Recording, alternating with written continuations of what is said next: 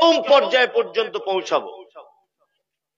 তা আমি মমতাজুল ইসলাম বলছি, পৃথিবীর অন্য কোন সাবজেক্ট যদি সে না পড়ে, তারপরেও জ্ঞানের চরম শিখর পর্যন্ত একটা মানুষের পৌঁছানো সম্ভব যদি সেই মানুষটি শুধুমাত্র পবিত্র আল কোরআন যদি স্টাডি করে, তাহলে তার পক্ষে সম্ভব।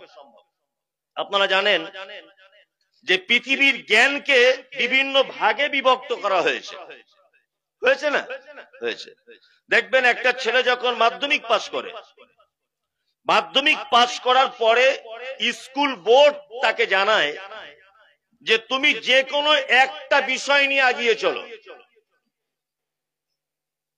নয় তুমি বিজ্ঞান নিয়ে পড়ো, নয় তুমি বাংলা নিয়ে পড়ো, নয় তুমি ইংলিশ নিয়ে পড়ো, নয় তুমি অঙ্কতে আগাও, নয় তুমি ভূগোলে আগাও, যে কোনো একটা লাইন ধরে তোমাকে আগাতে হবে।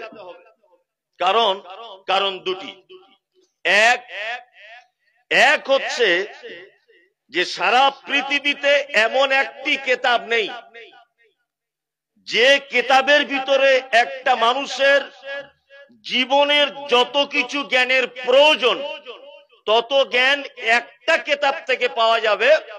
আমাদের ভারতবর্ষের শিক্ষা ব্যবস্থাতে এরকম একটি কিতাবও নেই। আছে? নেই। ওই জন্য দেখবেন চোখের ডাক্তার আলাদা, কেউ নার্ভের ডাক্তার ও আলাদা, কেউ হার্ট স্পেশালিস্ট ও আলাদা, কেউ ব্রেনের ও আলাদা, তাই না? এখন আপনি যদি একটা চক্ষু বিশেষজ্ঞকে যদি আপনি বলেন যে আমার স্ত্রী প্রেগনেন্ট, তাকে এখনই সিজার করতে হবে, তাহলে একজন চক্ষু বিশেষজ্ঞের পক্ষে এটা সম্ভব নয়। উনি চোখের অপারেশন করতে পারেন, কিন্তু আমার স্ত্রী প্রেগনেন্ট এখনই তাকে সিজার করতে হবে, এটা চক্ষু বিশেষজ্ঞের পক্ষে সম্ভব নয়। আর যদিও বা উনি ভুল করে করেন, তাহলে আইনের আওতাতে উনি একজন অপরাধী, তাই না? তার মানে জ্ঞানকে এক এক দিকে আগিয়ে নিয়ে যাওয়া হয়েছে। কিন্তু কেন না ভাঙবে না? আমি লম্বা লোক তো, ওই জন্য নিচু চেয়ারে বসতে পারি না। আল্লাহ আমাকে অনেক লম্বা করেছে, ওই জন্য নিচু চেয়ারে বসতে পারি না, একটু উঁচু চেয়ার হলে ভালো হয়। আচ্ছা, আমি ঠিকই আছি, অসুবিধা নেই। তা যে কথা বলছিলাম সেটা হচ্ছে এই, আমি তো মনে করি একটা মানুষ যদি পৃথিবীতে শুধু পবিত্র আল কোরআনটাই যদি অধ্যয়ন করে, তাহলে তার জ্ঞানের পরিপূর্ণতার জন্য আর পৃথিবীর অন্য দ্বিতীয় কোনো বই পড়া লাগবে না। আপনি মহাকাশ সম্পর্কে জানবেন, আপনি এর ভিতরে পাবেন। পারিবারিক জীবন জানতে চাইছেন, এর ভিতরে আপনি পাবেন। আপনি রাজনীতি পছন্দ করেন, এর ভিতরে পাবেন। অর্থনৈতিক ব্যাপারে জানতে চাইছেন, আপনি এর ভিতরে পাবেন। সমস্ত ব্যাপারে আল্লাহ সুবহানাহু ওয়া তাআলা বলছেন তিবিয়ান লিকুল্লি শাই। মানুষের প্রয়োজন, অথচ আমি পবিত্র আল কোরআনে সেটা দিইনি, এটা অসম্ভব ব্যাপার। সমস্ত কিছু আমি লিপিবদ্ধ করে দিয়েছি, এবং শুধু লিপিবদ্ধ করে দিয়েছি তা নয়, অনেক সময় মানুষের জ্ঞান যদি পবিত্র আল কোরআনের জ্ঞানের সঙ্গে বুঝ না আসে, ওই জন্য আমি অনেক সময় ক্ষুদ্র থেকে ক্ষুদ্রতম জিনিসকে উদাহরণ দিয়ে আমি আল্লাহ সুবহানাহু ওয়া তাআলা পবিত্র আল কোরআনে মানুষের বোঝা সহজ করে দিয়েছি। আপনি আশ্চর্য হবেন কয়েকটি কথা বললে। সন্ধ্যাবেলাতে যারা চাষি মানুষ মাঠে কাজ টাজ করেন, আপনারা অনেক সময় মাঠে যান না? মাগরিবের আগে এসে বাড়িতে সালাত আদায় করেন। মাগরিবের আগে যখন যাবেন, মাঠে দেখবেন কিছু পাখি তারা ডানা মেলে সারিবদ্ধ ভাবে নিজেদের বাসাতে ফেরত আসে সন্ধ্যাবেলা, দেখবেন এগুলো। এবং তারা বেশ লাইন দিয়ে সুন্দর করে যায় না? যেতে যেতে এরকম পাখা মেলে, পাখাটা নাড়াচাড়া করে, আবার দেখবেন পাখাটাকে স্থির করে দেয়। 2-4 মিনিট আপনি দেখতে পাবেন স্থির করে এরকম তারা দুলতে দুলতে একে বেঁকে কত সুন্দর করে তারা যায় না? এগুলো আমাদের দৃষ্টিতে আসে না? আল্লাহ সুবহানাহু ওয়া তাআলা বলছেন আওয়ালাম ইয়ারাউ ইলা তাইরি ফাওকাহুম সাফাতিন ওয়া ইয়াকবিজ মা ইউমসিকুহুন্না ইল্লার রহমান।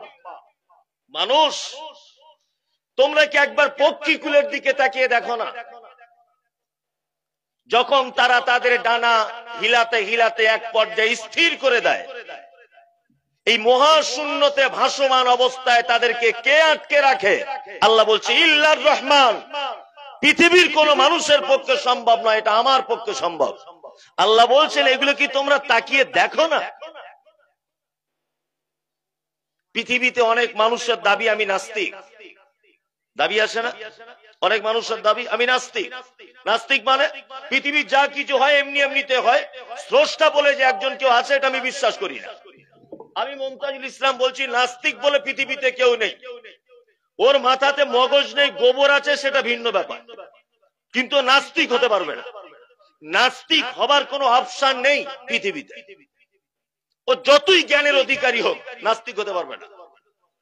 ও যদি নিজেকে নাস্তিক বলে, মন গড়া ভাবে নিজে জেদের বশীভূত হচ্ছে, ওটা আলাদা বিষয়। আচ্ছা বলুন তো, কর্তা ছাড়া পৃথিবীতে কোনো কর্ম হয়? হয়? হয় না। আমি রফিকের গান শুনছি, এই গানটা সুর শোনার পরে এই সুরের পিছনে যে রফিক লুকিয়ে আছে এটা মনে পড়বে কি পড়বে না? পড়বে।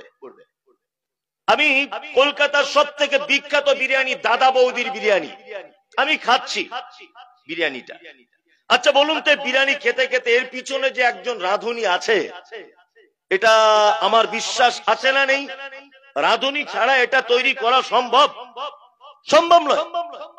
এই যে মাইক্রোফোনটা আমি কথা বলছি, আচ্ছা বলুন, এর কথা বলার এই সাউন্ড টোটাল সিস্টেমের পিছনে একজন মানুষের হাত আছে না নেই? আছে, আছে, আছে। এক কথাতে আপনাকে বুঝে নিতে হবে, কর্তা ছাড়া কর্ম হয় না। প্রতিদিন পূর্ব দিকে সূর্য উঠছে, পশ্চিম দিকে আবার তার আলোকে নিভিয়ে দিয়ে সে মিলিয়ে যাচ্ছে। বলুন তো দেখি, আস্তে আস্তে আস্তে আস্তে তাকে নিয়ে এসে দুপুরবেলা এখানে দাঁড় করানো, আবার এখান থেকে নিয়ে এসে তার রোদ্দুরের তাপটাকে কমিয়ে দেওয়া, আবার নির্দিষ্ট টাইমে তার আলোকে হারিয়ে দেওয়া, এগুলো একটা কাজ না? কাজ নয়? কাজ। তাহলে কাজ যখন, এর পিছনে একটা কর্তা আছেই, থাকতেই হবে। কেউ যদি বলে যে এর পিছনে কর্তা নেই, তা আমি বলবো তার মাথাতে মগজ নেই, গোবর ভরা আছে। আছে না? এই যে আপনার নভেম্বর মাস চলছে, আগামী ডিসেম্বর, প্রত্যেক বছর আপনি দেখবেন ডিসেম্বর মাসে শীত, মানুষ দার্জিলিং, গ্যাংটক, শিলং বেড়াতে যাচ্ছে। জানুয়ারি মাসে হাড় কাঁপানো শীত, তার আগে ছিল সব গরম, মানুষ পাখা চালিয়ে এসিতে থাকতো। এই যে ঠিক টাইম বর্ষা, টাইমে গরম, টাইমে শীত, এই যে বারবার ঘুরিয়ে ফিরিয়ে এগুলো করে যে একজন স্রষ্টা আছে নাকি নেই? এগুলো এমনিতেই হচ্ছে, স্রষ্টা একজন আছে। এখন এই স্রষ্টাকে চিনতে গেলে আর স্রষ্টার ব্যাপারে বুঝতে গেলে আমাদেরকে একটা জায়গায় আসতে হবে। সেই জায়গা কোথায় আমি শেষে বলবো, এখন নয়। পবিত্র আল কোরআনের আমি প্রথম যে আয়াত, এই আয়াতের ব্যাখ্যা বিশ্লেষণ করবে ইনশাআল্লাহ।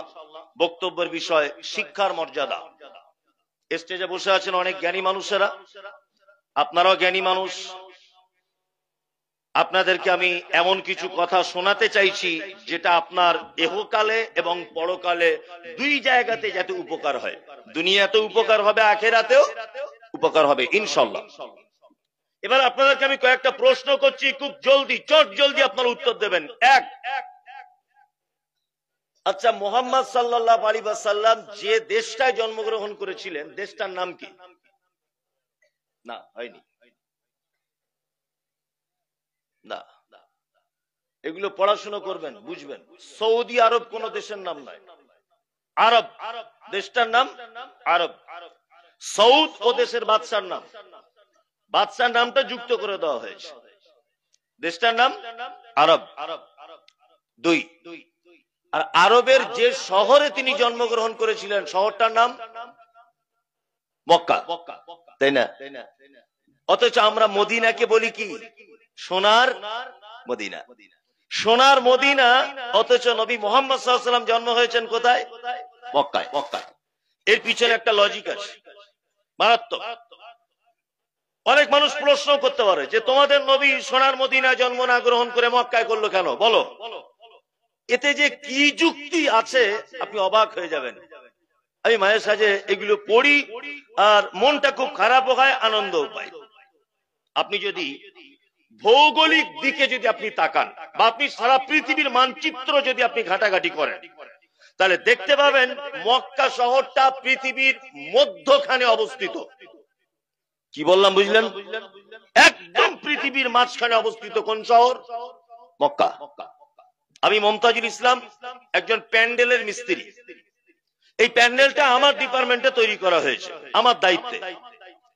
আমি যদি প্যান্ডেলের এক কোণাতে একটা লাইট জ্বেলে দিই, বলুন তো তার আলোটা চারিদিকে সমান ভাগে পড়বে? পড়বে না। আমি যদি লাইটটা নিয়ে একদম মাঝখানে জ্বেলে দিই, আলো চারিদিকে একটু একটু হলেও চারিদিকে সমান ভাবে পড়বে। পড়বে কি পড়বে না? পড়বে। আল্লাহু আকবার।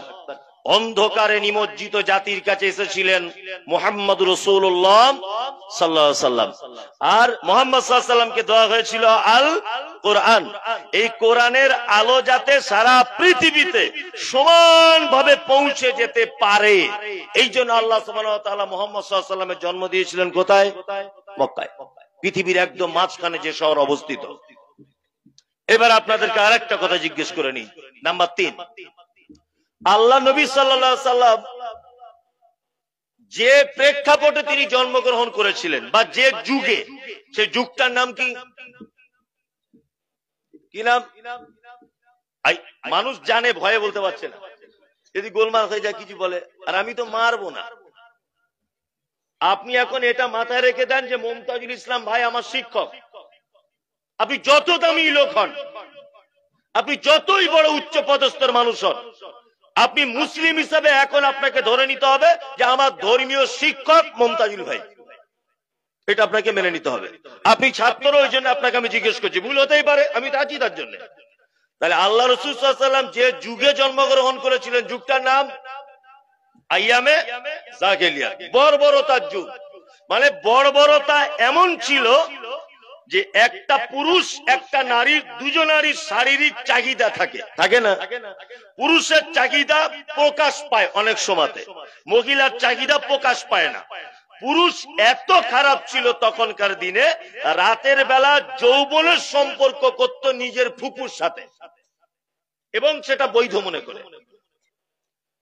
বর্বরতা এমন পর্যায়ে পৌঁছে গিয়েছিল, মানুষ মারা যাবার পরে তার গর্দান কেটে মাথার খুলি যেটাকে বলে, এই মাথার মগজ বার করে টুপিটার মতো খুলিটা সাইজ করে এতে মদ ঢেলে তারা মদ পান করত। এইরকম এক প্রেক্ষাপটে এসেছিলেন মুহাম্মদ রাসূলুল্লাহ সাল্লাল্লাহু আলাইহি ওয়াসাল্লাম। তখন আইয়ামে জাহেলিয়াতের জামানায় 4টে পাপ চলতো পৃথিবীর, ভয়ঙ্কর পাপ। কটি পাপ? 4টে। এক, মদ পান করত মানুষ বৈধ মনে করে। 2, চক্র বৃদ্ধি হারে মানুষ সুদ খেত। 4, গোত্রীয় ঝামেলায় সামান্য ব্যাপারে মানুষ লিপ্ত হয়ে পড়ত। 5 নম্বরে হচ্ছে এই ব্যভিচার করত বৈধ মনে করে। 4টি মাত্র বড় বড় পাপ তখনকার দিনে ছিল।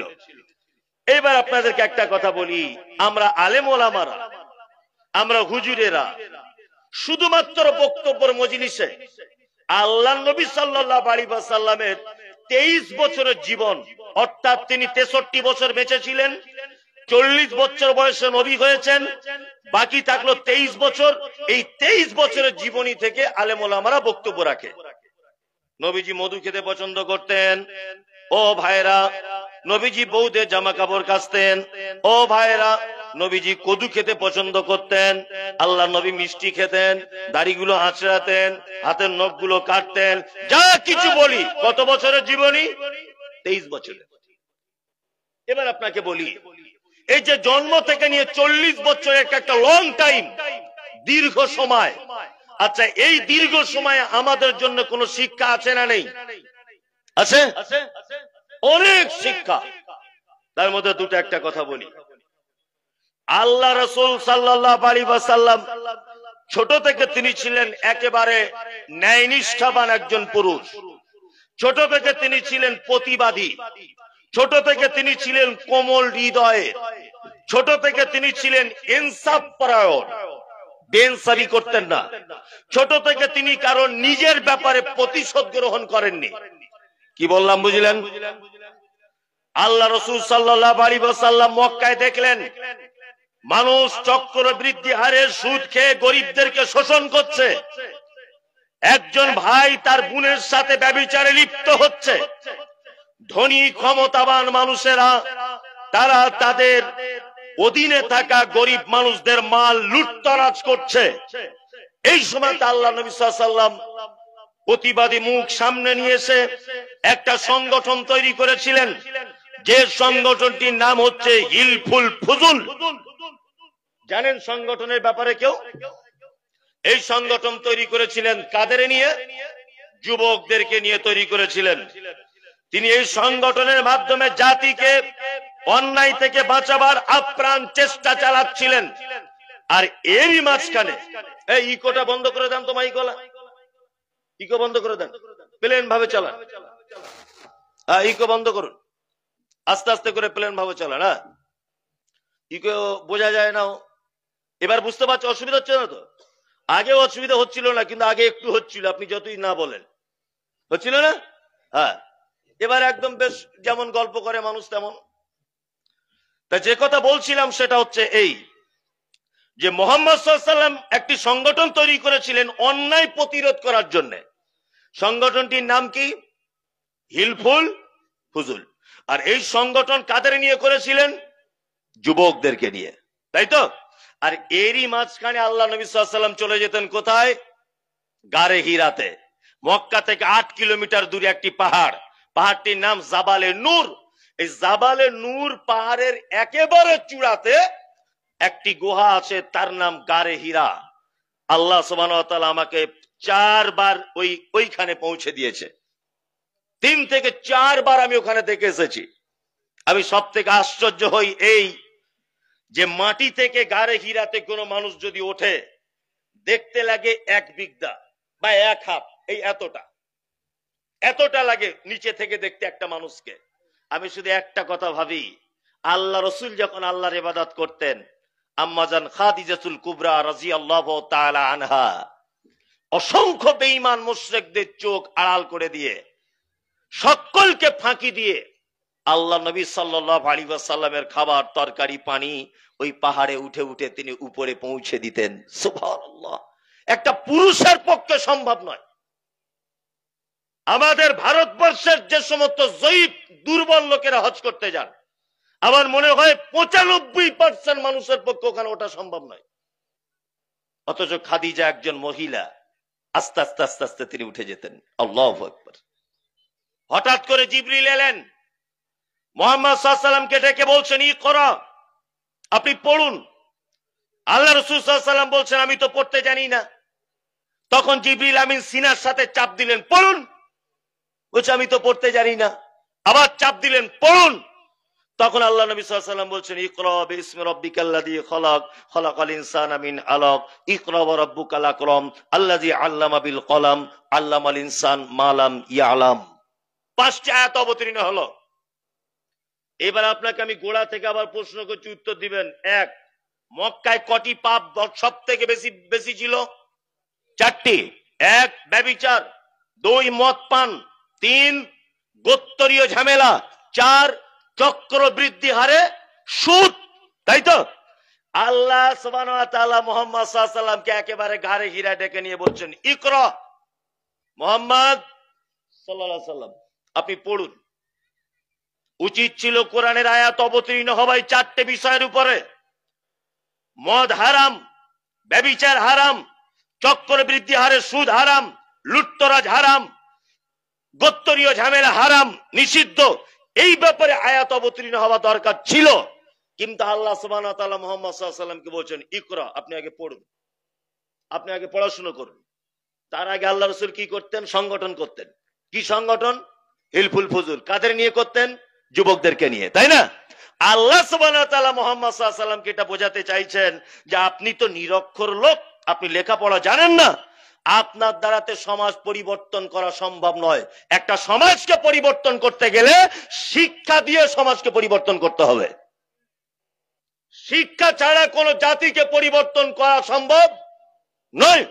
এইখানে দুটো কথা মাথায় রাখবেন। দুটা জিনিসকে সমাজ পরিবর্তন করতে পারে। এক হচ্ছে যুব সমাজ, আর দ্বিতীয় হচ্ছে শিক্ষা। যুবকদেরকে দিয়ে ইচ্ছা করলে সমাজ পরিবর্তন করা যেতে পারে, আর শিক্ষা দিয়ে সমাজ পরিবর্তন করা যেতে পারে। এই দুটো দিক আপনাদের সামনে তুলে ধরছি। এক নম্বর, গ্রামে দেখবেন কিছু সময় শীতকালীন সময়ে ফুটবল ক্রিকেট টুর্নামেন্ট হয় না? হয়। 16 দলীয় ফুটবল খেলা খুলেছে গ্রামের যুবকেরা। কি বললাম বুঝলেন? কলকাতা থেকে নিয়ে এসেছে হাফ প্যান্ট পরা মেয়ে ছেলেদের ভাড়া করে। ফাইনাল খেলা যেদিন গোল হবে, তারা হাতে ঝুমঝুমি নিয়ে একবার করে ড্যান্স করবে। অনেক জায়গাতে হচ্ছে না? হয়। এই খেলাগুলো পরিচালনা করে কারা? যুবকরা, তাই না? যুবকরা। সমাজ যতক্ষণ না পর্যন্ত যুবকদের ব্যাপারে না ভাববে, ততক্ষণ পর্যন্ত সমাজ পরিবর্তন হতে পারে না। আমরা মাদ্রাসা, মসজিদ, মক্তব এর দায়িত্বগুলো কাদেরকে দিই? বয়স্ক লোক। এই 60 বছর বয়স হয়ে গেলে কোন ডিপার্টমেন্টের চাকরি টিকে থাকে? 60 বছর বয়স হয়ে গেছে মানে সরকারি পক্ষ বুঝে গেছে ওর চোখের জ্যোতি কম, ও বুঝে কম। মাস্টার মশাইকে বলেছে 60 বছর বয়স হয়েছে, আপনি বাড়িতে বসে বসে অর্ধেক বেতন খান, তবুও ভালো, আমার স্কুলে এসে ছাত্র ছাত্রীদের সর্বনাশ করবেন না। কি বলছি বুঝতে পারছেন না? 60 বছর বয়স হয়ে গেছে মানে আপনার দায়িত্ব শেষ। দায়িত্ব বহন করার মতো ক্ষমতা আপনার আর নেই। আপনার দ্বারা তো আমার স্কুলে কোনো কাজ হবে না, আপনার দ্বারা তো আমার থানার কোনো কাজ হবে না, আপনার দ্বারাতে বিডিওর কোনো কাজ হবে না, আপনার দ্বারাতে এসডি অফিসের কোনো কাজ হবে না। আপনি বাড়িতে বসে বসে অর্ধেক বেতন পাবেন, তবুও ভালো, আপনি ডিপার্টমেন্ট ত্যাগ করুন, তাই না? আর আমরা এত বড় গোপাল ভাঁড়, মাথা মোটা। আমার মাথা এমনি মোটা, আপনাদের সরু। এত মাথা মোটা আমাদের। ওই রিটায়ারমেন্ট মানুষ কিচ্ছু বোঝে না, বুদ্ধি কম, চোখের জ্যোতি কম, বারবার অজু নষ্ট হয়ে যায়, লিখতে পারে না, মনে থাকে না, ভুলে যাওয়া লোক, তাকে ডেকে এনে বলছি তুমি আর কি করবে, মাদ্রাসার সেক্রেটারি হয়ে যাও। কিয়ামত পর্যন্ত মাদ্রাসার উন্নতি হবে না। কি বললাম বুঝলেন? ওই লোকটাকে ধরে এনে দিয়েছে তুমি মসজিদের মতো আল্লি হও। ও মসজিদের জীবনে কোনো উন্নতি হবে না, কারণ উনি রিটায়ারমেন্ট লোক, ওনার বুদ্ধি কম। এইগুলোতে দিতে হবে কাদের? যুবকদেরকে দিয়ে। কি বললাম বুঝলেন? আরে এরা তো সেই যুবক যারা Bharat Pakistan, Bharat Australia, Bharat Bangladesh, Bharat West Indies cricket খেলার ম্যাচ হলে কে জিতেছে কে হেরেছে, রাত 12টায় খেলা শেষ, পোল্ট্রির দোকানদারের দোকান থেকে মুরগি বার করে রাত 12টার সময়তে গ্যাস ওভেন ভাড়া করে পিকনিক করে 2টোর সময়তে পিকনিকের খাওয়া দাওয়া। আরে এদের দ্বারাতেই সমাজ পরিবর্তন করা সম্ভব। আর এরা তো সেই যুবক পরের জমি দখল করে ক্লাব তৈরি করে। এরা তো সেই যুবক পরের ঝাড়ের বাঁশ কেটে জোর দখল করে ক্লাব তৈরি করে। এরা সেই যুবক দক্ষিণ পাড়ায় জলসা হয়েছে, মমতাজুলকে নিয়ে এসেছে, উত্তর পাড়ায় আমরা অমুক বক্তাকে আনবো। আরে এদেরই দ্বারাই সমাজ পরিবর্তন করা সম্ভব।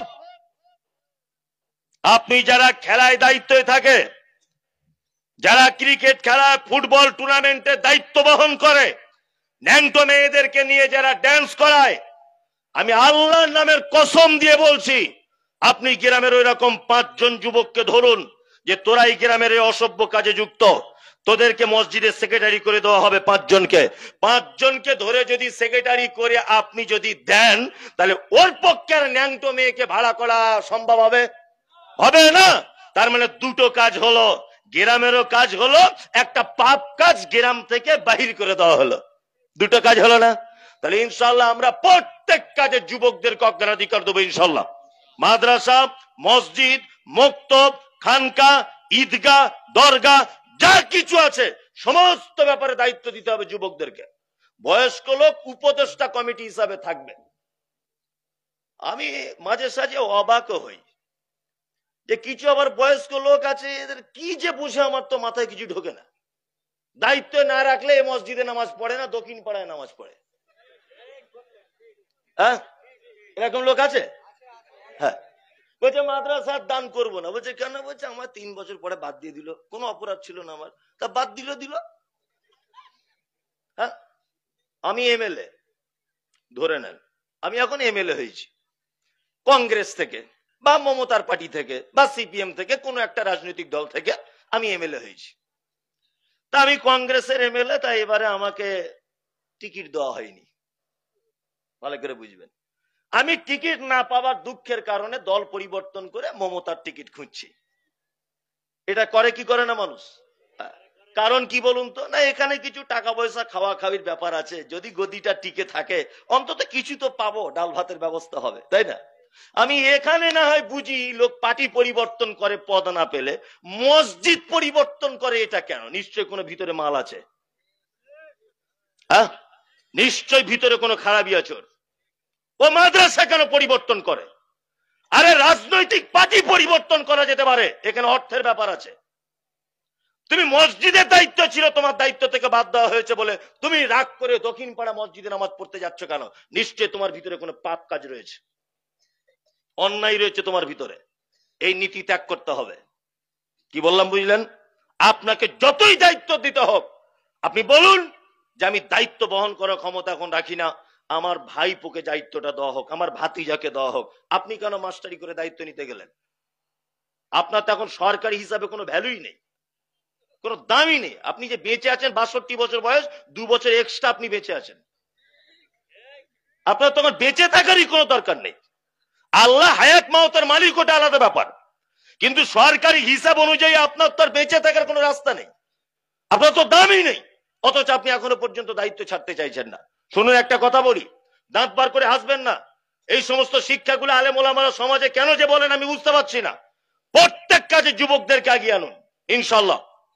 একদম মসজিদ থেকে মাদ্রাসা থেকে যত রকমের ইসলামিক ডিপার্টমেন্ট, সমাজের সেবামূলক যত কাজ রয়েছে, প্রত্যেক কাজে যুবকদের আগিয়ে দেন। ইনশাল্লাহ সমাজ সংস্কার করতে সুবিধা হবে, ইনশাল্লাহ হবে।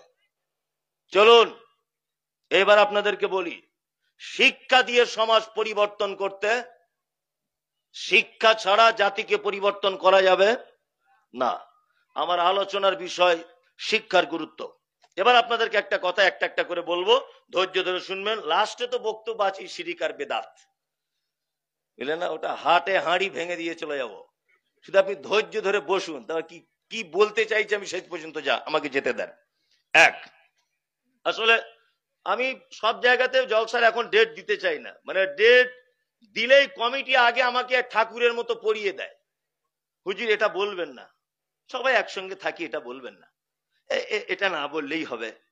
আপনি যেভাবে বলেন কড়াকড়ি করে, গ্রামে কি যে হবে, আপনাকে এনেও খুব বিপদে আছি আমরা, সব জায়গায় এরকম।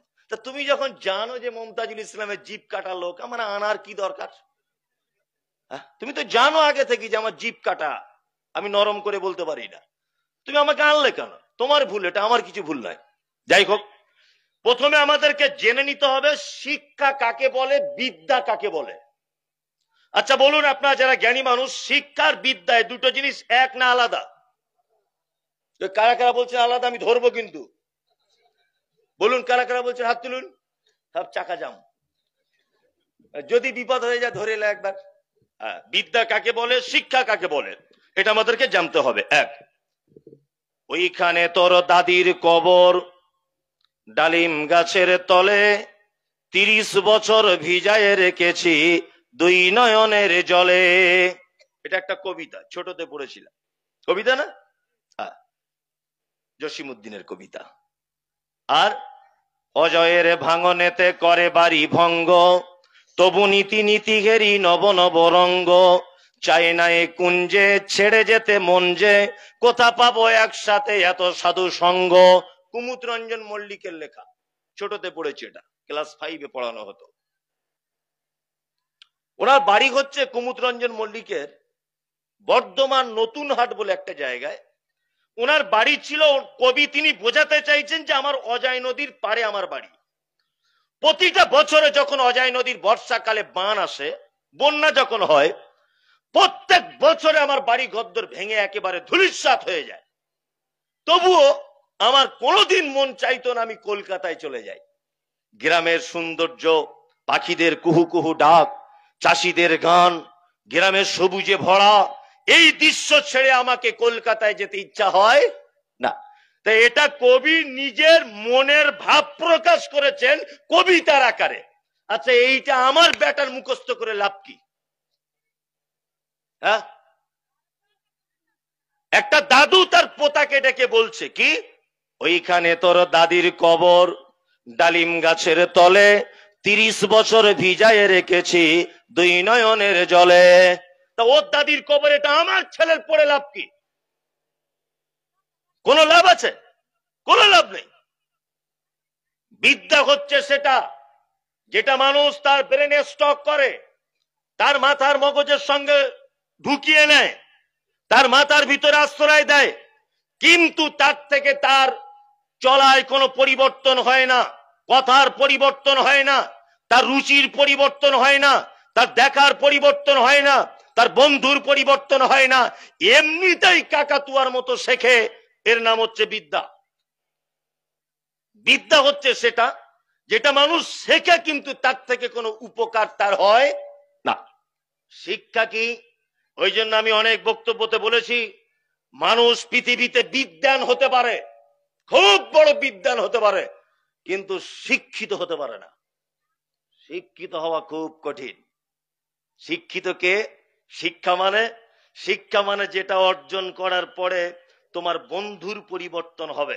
তোমার আগে একটা বন্ধু ছিল, সে মদ পান করত, তুমি এখন শিক্ষিত হয়েছ, ওই মদখোর বন্ধুকে ত্যাগ করে তুমি একজন সৎ বন্ধু খুঁজে নিয়েছো, তুমি শিক্ষিত।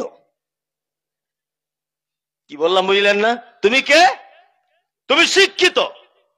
আর তুমি যদি শেখার পরেও যদি মদখোরের সাথেও যদি তোমার বন্ধুত্ব থাকে, তাহলে তুমি বিদ্বান, তুমি শিক্ষিত নয়। 2, তাহলে শিক্ষার বিদ্যার পার্থক্য বুঝে গেলেন। এবারে বলছি, শিক্ষা কয় প্রকারের? কয় প্রকারের বলুন? 2 প্রকার। ঠিক বলেছে, 2 প্রকার। এক হচ্ছে দ্বীনি শিক্ষা, আর এক হচ্ছে দুনিয়াবী শিক্ষা, তাই তো? এইবার আপনাকে এইখানে কয়েকটা গুরুত্বপূর্ণ কথা বলবো, আপনি মাথায় ঢোকানোর চেষ্টা করবেন ইনশাআল্লাহ। ইনশাআল্লাহ, ইনশাআল্লাহ। আল্লাহ সুবহানাহু ওয়া তাআলা কোরআনের আয়াত অবতীর্ণ করলেন, ইকরা বিইসমি রাব্বিকাল্লাযী খলাক। নবী, আপনি পড়ুন সেই প্রভুর নামে যে প্রভু আপনাকে সৃষ্টি করেছে, তাই তো? তাহলে পড়তে হবে আমাদের কার নামে? কার নামে?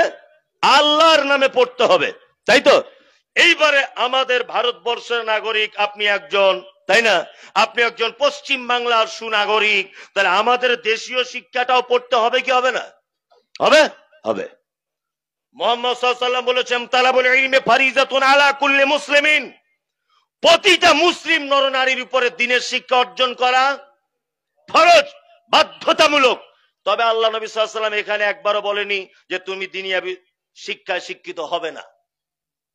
আমাদের একটা গোবর মাথাতে ঢুকিয়ে দিয়েছে, নয় আলেম ওলামারা ঢুকিয়েছে, আর নয় আমরা নিজেরা ঢুকিয়েছি। কি সেটা? যে ছেলে সব মাদ্রাসায় পড়াতে হবে, 10 বছর পরে পাগড়ি বেঁধে বাড়ি আসতে হবে, তবে আল্লাহর নবীর এই কথা রক্ষা করা যাবে। আমি মুমতাজুল ইসলাম বলছি, যে সমস্ত আলেমেরা এই ব্যাখ্যা করেছে ভুল করেছে। কারণ হচ্ছে এই ইসলামী শিক্ষা ফরজ ততটুকু, একটা মানুষ ইসলামের উপরে টিকে থাকতে গেলে তার বেসিক যে জিনিসগুলো লাগে, ফরজ গোসল কিভাবে করতে হয়, ওযুর নিয়ম কি, কাকে বেদাত বলে, কাকে শিরিক বলে, স্বামীর সাথে কেমন ভাবে চলবো, সন্তান পিতামাতার সঙ্গে কেমন ব্যবহার করবে, কোনটা হারাম, কোনটা জায়েজ, কোনটা না জায়েজ, কোনটা সুদ, কোনটা সুদ নয়, এই বেসিক বিষয়গুলো একটা মানুষ জেনে যাওয়া মানেই দ্বীনের শিক্ষা ফরজ তার অর্জন হয়ে গেল। তারপরে আপনি মাইকেল মধুসূদন দত্ত হন, আমাদের কোনো অসুবিধা নেই। কি বলছি বুঝতে পারছেন না? হ্যাঁ, যে কোনো একটাতে যদি আপনি ধাবিত হন, আপনার দুনিয়াও খারাপ, আখিরাতেও খারাপ। যে কোনো একটা আপনি ধাবিত হতে পারবেন না। তার একটা মারাত্মক যুক্তি আপনাকে আমি পেশ করছি, ভালো করে বোঝার চেষ্টা করুন। এক, আচ্ছা বলুন দেখি, আমাদের মাঝে একজন নবী এসেছিলেন, নবীটির বাপ ছিল না, নাম কি? ঈসা আলাইহিস সালাম। ওনার আব্বা ছিল না। আচ্ছা বলুন তো, আমরা স্কুলে যখন বইয়ে পড়েছি এই নবীটার নাম কি পড়েছি? যিশু। পড়েছি না? যিশু। আচ্ছা এই নবীর মায়ের নাম কি? মারিয়াম। স্কুলে আমরা কি পড়ি? মেরি, তাই তো? আচ্ছা এই নবীটার জন্ম কোথায়? বাইতুল লাহাম। বাইতুল লাহাম। স্কুলে পড়েছে কি? বেথেলহেম, তাই তো? তাহলে এইবার আপনাদেরকে একটা কথা বলি, আপনার বেটা যদি শুধুমাত্র জেনে যায় এর নাম যিশু, শুধুমাত্র জেনে যায় এর মায়ের নাম মেরি, শুধু যদি জেনে যায় এর জন্ম বেথেলহেম, তাহলে ওর ইমান থাকবে না যাবে? কোরআনের সাথে সংঘর্ষ আছে না নেই? আছে। তার মানে আমার বক্তব্য হচ্ছে এটা, আপনার বেটা যেমন ওর নাম শিখবে যিশু, আপনার বেটার সাথে সাথে এটাও শিখবে ওর নাম ঈসা আলাইহিস সালাম। আপনার বেটা যেমন শিখবে ওর মায়ের নাম মেরি, আপনার বেটা তেমন শিখবে ওর মায়ের নাম মারিয়াম। তাহলে আপনি একজন মুসলিম হিসেবে বিবেচিত হবেন, তার আগে নয়। কোরআন বলছেন ফাইন্না খলাকনাকুম মিন তুরাবিন সুম্মা মিন নুতফাতিন সুম্মা মিন আলাকাতিন সুম্মা মিন মুদগা। মানুষকে তৈরি করা হয়েছে মাটির উপাদান দিয়ে। কি দিয়ে মানুষকে বানানো হয়েছে? মাটি দিয়ে, তাই না? স্কুলে কি পড়াচ্ছে? চার্লস ডারউইনের থিওরি, বলছে বানর থেকে মানুষ হয়েছে, বুঝছে না? আমি মনে মনে ভাবি যে মাস্টার পড়ায় এর কি কোনো বুদ্ধি নাই? যে মাস্টার এটা পড়াচ্ছে যে বানর থেকে মানুষ হয়েছে, এর কি বুদ্ধিটুকু নাই? একে চাকরি দিল কে? আশ্চর্য ব্যাপার। এখনো পর্যন্ত দেখবেন ডাক্তার বাবুর চেম্বারে ক্যালেন্ডার রাখা আছে, একটা মানুষ এরকম করে আছে, আর একটা মানুষ একটু এরকম করে, আর একজন একটু হাত পায়ে এরকম, আর একজন মোটামুটি মানুষ, তারপরে ফুল মানুষ হাফ প্যান্ট পরে আছে। এরকম ক্যালেন্ডার দেখতে পাওয়া যায় না? তার মানে ওটা থেকে বোঝানো হয় প্রথমে এরকম ছিল, ওটা বিবর্তন হয়ে গড়িয়াল হয়েছে, গড়িয়াল বিবর্তন হয়ে হনুমান হয়েছে, হনুমান বিবর্তন হয়ে বন মানুষ হয়েছে, বন মানুষ পরিবর্তন হয়ে মানুষ হয়েছে। এটা বোঝাতে চাইছে কি চাইছে না? হ্যাঁ, এরা কত বড় বোকা। আপনাকে আমি একটা যুক্তি পেশ করছি, আমাকে যুক্তিটা কেটে দেবার ক্ষমতা থাকলে কাটুন তো। আমার এক ছেলে এক মেয়ে, অরিজিনাল এটা। তা আমার মেয়ে একদিন আমাকে বলছে, আব্বু একটা হরিণের বাচ্চা এনে দাও না, একটু খেলবো। পাগল কোথা বলে, হরিণের বাচ্চা বাড়িতে পোষা সরকারি ভাবে আইনত অপরাধ, চলবে না। সরকারি ভাবে অপরাধ, আইনের আওতায় আপনি ফেঁসে যাবেন যদি আপনি কোনো ভালো পাখি বাড়িতে খাঁচায় রাখেন। কি বললাম বুঝলেন না? তবুও আইন আপনাকে ফাঁসিয়ে দিতে পারে, কারণ ওটা বেআইনি, তার নিজস্ব স্বাধীনতায় তাকে থাকতে দিতে হবে। কোন জঙ্গলে পশুকে যদি আপনি বিরক্ত করেন, এটা আইনের আওতাতে আপনি অপরাধী নয়, অপরাধী। আচ্ছা বলুন, আমাদের গ্রামে যে দেশি গরুগুলো আছে, হ্যাঁ দেশি গরু, আপনি যদি মনে করেন এই দেশি গরুর পেট থেকে আমি একটা জার্সি বাছুর বার করব, জার্সি বাছুর বুঝেন তো? জার্সি, হ্যাঁ। আচ্ছা বলুন তো, দেশি গরুর পেট থেকে জার্সি বাছুর পাওয়া সম্ভব না অসম্ভব? সম্ভব। আপনি ডাক্তারকে বলুন, যারা গরুর ডাক্তার আছে, যে ডাক্তার বাবু একটা ইনজেকশনের বাচ্চা আমার দরকার, খুব হৃষ্টপুষ্ট একটা বাছুর আমার প্রয়োজন, আমি মানে ওই ভিয়েতনামের একটা গরু চাইছি। ও ভিয়েতনামের যদি বীর্য, গরুর বীর্যটা ওই গরুর ভিতরে যদি পুশ করে দেয়, তাহলে বাচ্চা হবে কি হবে না? হবে। তা আমি ডাক্তারকে বলে একটা জার্সি গরুর বাছুর আলহামদুলিল্লাহ আমার বাড়িতে হয়েছে, দেশি গরুর পেট থেকে। এটা সম্ভব। আমার মেয়ে কাঁদছিল যে একটা হরিণের বাচ্চা আব্বু দাও না, খেলবো। তা আমি ডাক্তারকে বলছি, ডাক্তারবাবু একটা হরিণের ইঞ্জেকশন নিয়ে ওর পেটে দিয়ে দাও তো। ডাক্তার যদি হরিণের ইঞ্জেকশন এনে গরুটার ভিতরে যদি পুশ করে, কিয়ামত পর্যন্ত হরিণের বাচ্চা পাওয়া সম্ভব না অসম্ভব? জোরে বলুন, অসম্ভব। মানে ওর ভিতরে যত পার্টস, সমস্ত পার্টস অনুযায়ী গরুর বাচ্চাই সম্ভব। ভিয়েতনামের হতে পারে, আমেরিকান হতে পারে, হলস্টাইন হতে পারে, জার্সি হতে পারে, আপনার কি বলে আরো যত প্রজাতির গরু আছে, ওর পেট থেকে পাওয়া সম্ভব, কিন্তু বানর পাওয়া সম্ভব নয়। ওর পেট থেকে ঘোড়া পাওয়া সম্ভব নয়, ওর পেট থেকে হাতি পাওয়া সম্ভব নয়। ওর পেট থেকে যা সিস্টেম তৈরি করেছে আল্লাহ, শুধুমাত্র গরুই হবে, অন্য কিছু আর হবে না, হতেই পারে না। তা বানর একটা ভিন্ন প্রাণী, বানর একটা ভিন্ন প্রাণী, তার থেকে মানুষ হয় কি করে? 2024 সালে যদি স্কুল সিলেবাসে পড়ানো হয়, তা আমি বলবো হেডমাস্টারের মাথাতে গোবর ভরা আছে। কি করে এটা পড়াতে পারে? পাড়া গ্রামে দেখতে পাবেন অনেক মানুষ, তারা পেটের দায়ে বানর খেলা করাতে আসে না? 50 বছর যে লোকটা বানর নিয়ে খেলা দেখাচ্ছে, কই ওর বাঁদরটা কোনোদিন মানুষ হয়ে যাচ্ছে না তো? এরকম খবর আছে? সুন্দরবনে দেখেছেন আপনি জন্ম থেকে শুনছেন সুন্দরবন বলে একটা বন আছে, দেখতে পাচ্ছেন না? ভারত বাংলাদেশ মিশ্রিত একটি বন সুন্দরবন। জীবনে কোনোদিন সোশ্যাল মিডিয়ার মাধ্যমে আপনি দেখেছেন যে সুন্দরবনের কিছু আজ থেকে 150 বছর আগেকার বানরগুলো বিবর্তন হতে হতে হতে হতে হতে হতে মানুষ হয়ে গেছে? দেখতে পেয়েছেন? পাবেন না।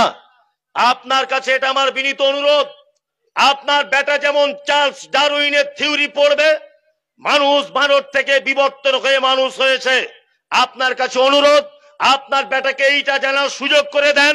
কোরআন বলেছে বাইন্না খলাকনাকুম মিন তুরাবিন, নিশ্চয় আল্লাহ বলছেন মানুষকে আমি মাটি দিয়ে তৈরি করেছি। আপনার বেটা দুটোই জানুক। যদি আপনার বেটা শুধু এইটা জানে ওর মায়ের নাম মেরি, এইটা যদি জানে ওর নাম যিশু, এইটা যদি জানে ওর নাম বেথলেহেমে জন্ম, এইটা যদি জানে বানরের বিবর্তনে মানুষ হয়েছে, আমি মুমতাজুল ইসলাম বলবো আপনার বেটার ঈমান চলে গিয়ে ও বেঈমানে পরিণত হয়ে গেছে, ঈমান নাই ওর। আমি বলতে চাইছি দুটোই শিক্ষার প্রয়োজন আছে। আছে না নাই? আছে, আছে দুটোই। আপনার ছেলে মাস্টার হোক, আমার আপত্তি নেই। আপনার ছেলে আইপিএস অফিসার হোক, আলহামদুলিল্লাহ, এটা আমি চাই আপনার ছেলে হোক। কিন্তু আইপিএস অফিসারের সাথে সাথে আপনার বেটার এটা জানা জরুরি যে কোরআন কি বলছে, বিজ্ঞান কি বলছে, কোরআন কি বলছে, আর আমরা দুনিয়াতে কি পড়ছি, কি করছি, কোনটা হারাম, কোনটা জায়েজ, কোনটা না জায়েজ, এইটা আপনার বেটাকে শিখে নিতে হবে আর আপনাকে শিখিয়ে দিতেও হবে। কোনো সমস্যা নেই।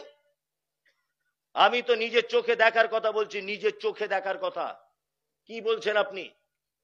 বারাসাত সদর হাসপাতালে এই বড় দাড়ি ডাক্তার শাহিনুর রহমান, চিকিৎসা করাতে গেলাম, আমাকে দেখে জড়িয়ে ধরে বলছে আসসালামু আলাইকুম হুজুর, আপনার বক্তব্য আমি এত শুনি। আমি থাকতে না পেরে বললাম এই পোশাক কেন? বলছে এই পোশাকের ব্যাপারে মুহাম্মদ সাল্লাল্লাহু আলাইহি ওয়াসাল্লাম তিনি বলেছেন। অবাক হয়ে গেলাম, গাঁঠের উপরে কাপড়, এই জায়গায় প্যান্ট পরা, এই বড় তার দাড়ি, নামাজ পড়ে পড়ে এখানে কালো দাগ হয়ে গেছে। আমি তো বলি না আপনার ছেলে ডাক্তার হবে না, মাস্টার হবে না, আপনার ছেলের শিক্ষা চরম পর্যায়ে পৌঁছাক, কিন্তু একটাকে বাদ দিয়ে নয়, ইসলামী শিক্ষাকে বাদ দিয়ে নয়। এবার আপনাকে বলি এই দুইটো শিক্ষার ভিতরে কার কতটা মর্যাদা। আপনার ছেলে যদি শুধু মাইকেল মধুসূদন দত্ত হয় তাহলে দুনিয়ায় মারাত্মক উপকার। কি বললাম বুঝলেন না? আপনার ছেলে ডাক্তার হলো, অনেক টাকা ইনকাম, 4টে রুগী দেখলেই 4000। আপনি এইটা ভাবছেন তো? 4টে রুগী দেখলে 4000, এটা ভাবছেন তো? ওটাই ভেবে ওই লাইনে চলছেন, কোনো সমস্যা নেই, আমাদের এ ব্যাপারে আপত্তিও নেই। কিন্তু আপনার ছেলে যদি মাদ্রাসায় পড়ে আর কোরআনের শিক্ষা যদি অর্জন করে, তাহলে এর যে পুরস্কার কত! আল্লাহু আকবার। ইমাম সাহেব যে আতর ব্যবহার করে, এই আতর হেডমাস্টার চোখেই দেখেনি জীবনে। কি বললাম বুঝলেন? একজন আলেম যে মানের খায়, সে নিজের খাক আর পরের খাক আর যাই খাক, কোটিপতি চোখে দেখে না। কি বললাম বুঝলেন? সব থেকে আশ্চর্য ব্যাপার হচ্ছে আপনার বউ দেশি মুরগি বাড়িতে রাখে আর খায় কে? ডিম। হুজুরে খায় ডিম। খায় কে? হুজুর ডিম খায়। হ্যাঁ, এটা একটা উপকার গেল। দুনিয়াতে উপকারের কথা বলছেন, আমি তো বলবো এটা চ্যালেঞ্জের সাথে। আলেমদের টাকাতে যা বরকত আছে, যা বরকত, এই বরকত আর কোন লোকের হয় এটা আমার জানা নাই। তাছাড়া 7,500 টাকার চাকরি করে 1.5 বিঘা জমি কিনতে পারে? ও তো চুরি করে না। আপনাদের ইমাম সাহেব গ্রামে মুরগি টুরগি চুরি করে? করে না। ওর বেতন কত? 10,000-এর বেশি নেই। আচ্ছা, তারপরও দেখবেন ওর বউ যত দামি শাড়ি পরে, আপনি কোটিপতি হলো ধারে পাশে টিকতে পারবেন না, ধারে পাশে আপনি যেতে পারবেন না। এটা আল্লাহর পক্ষ থেকে দয়া।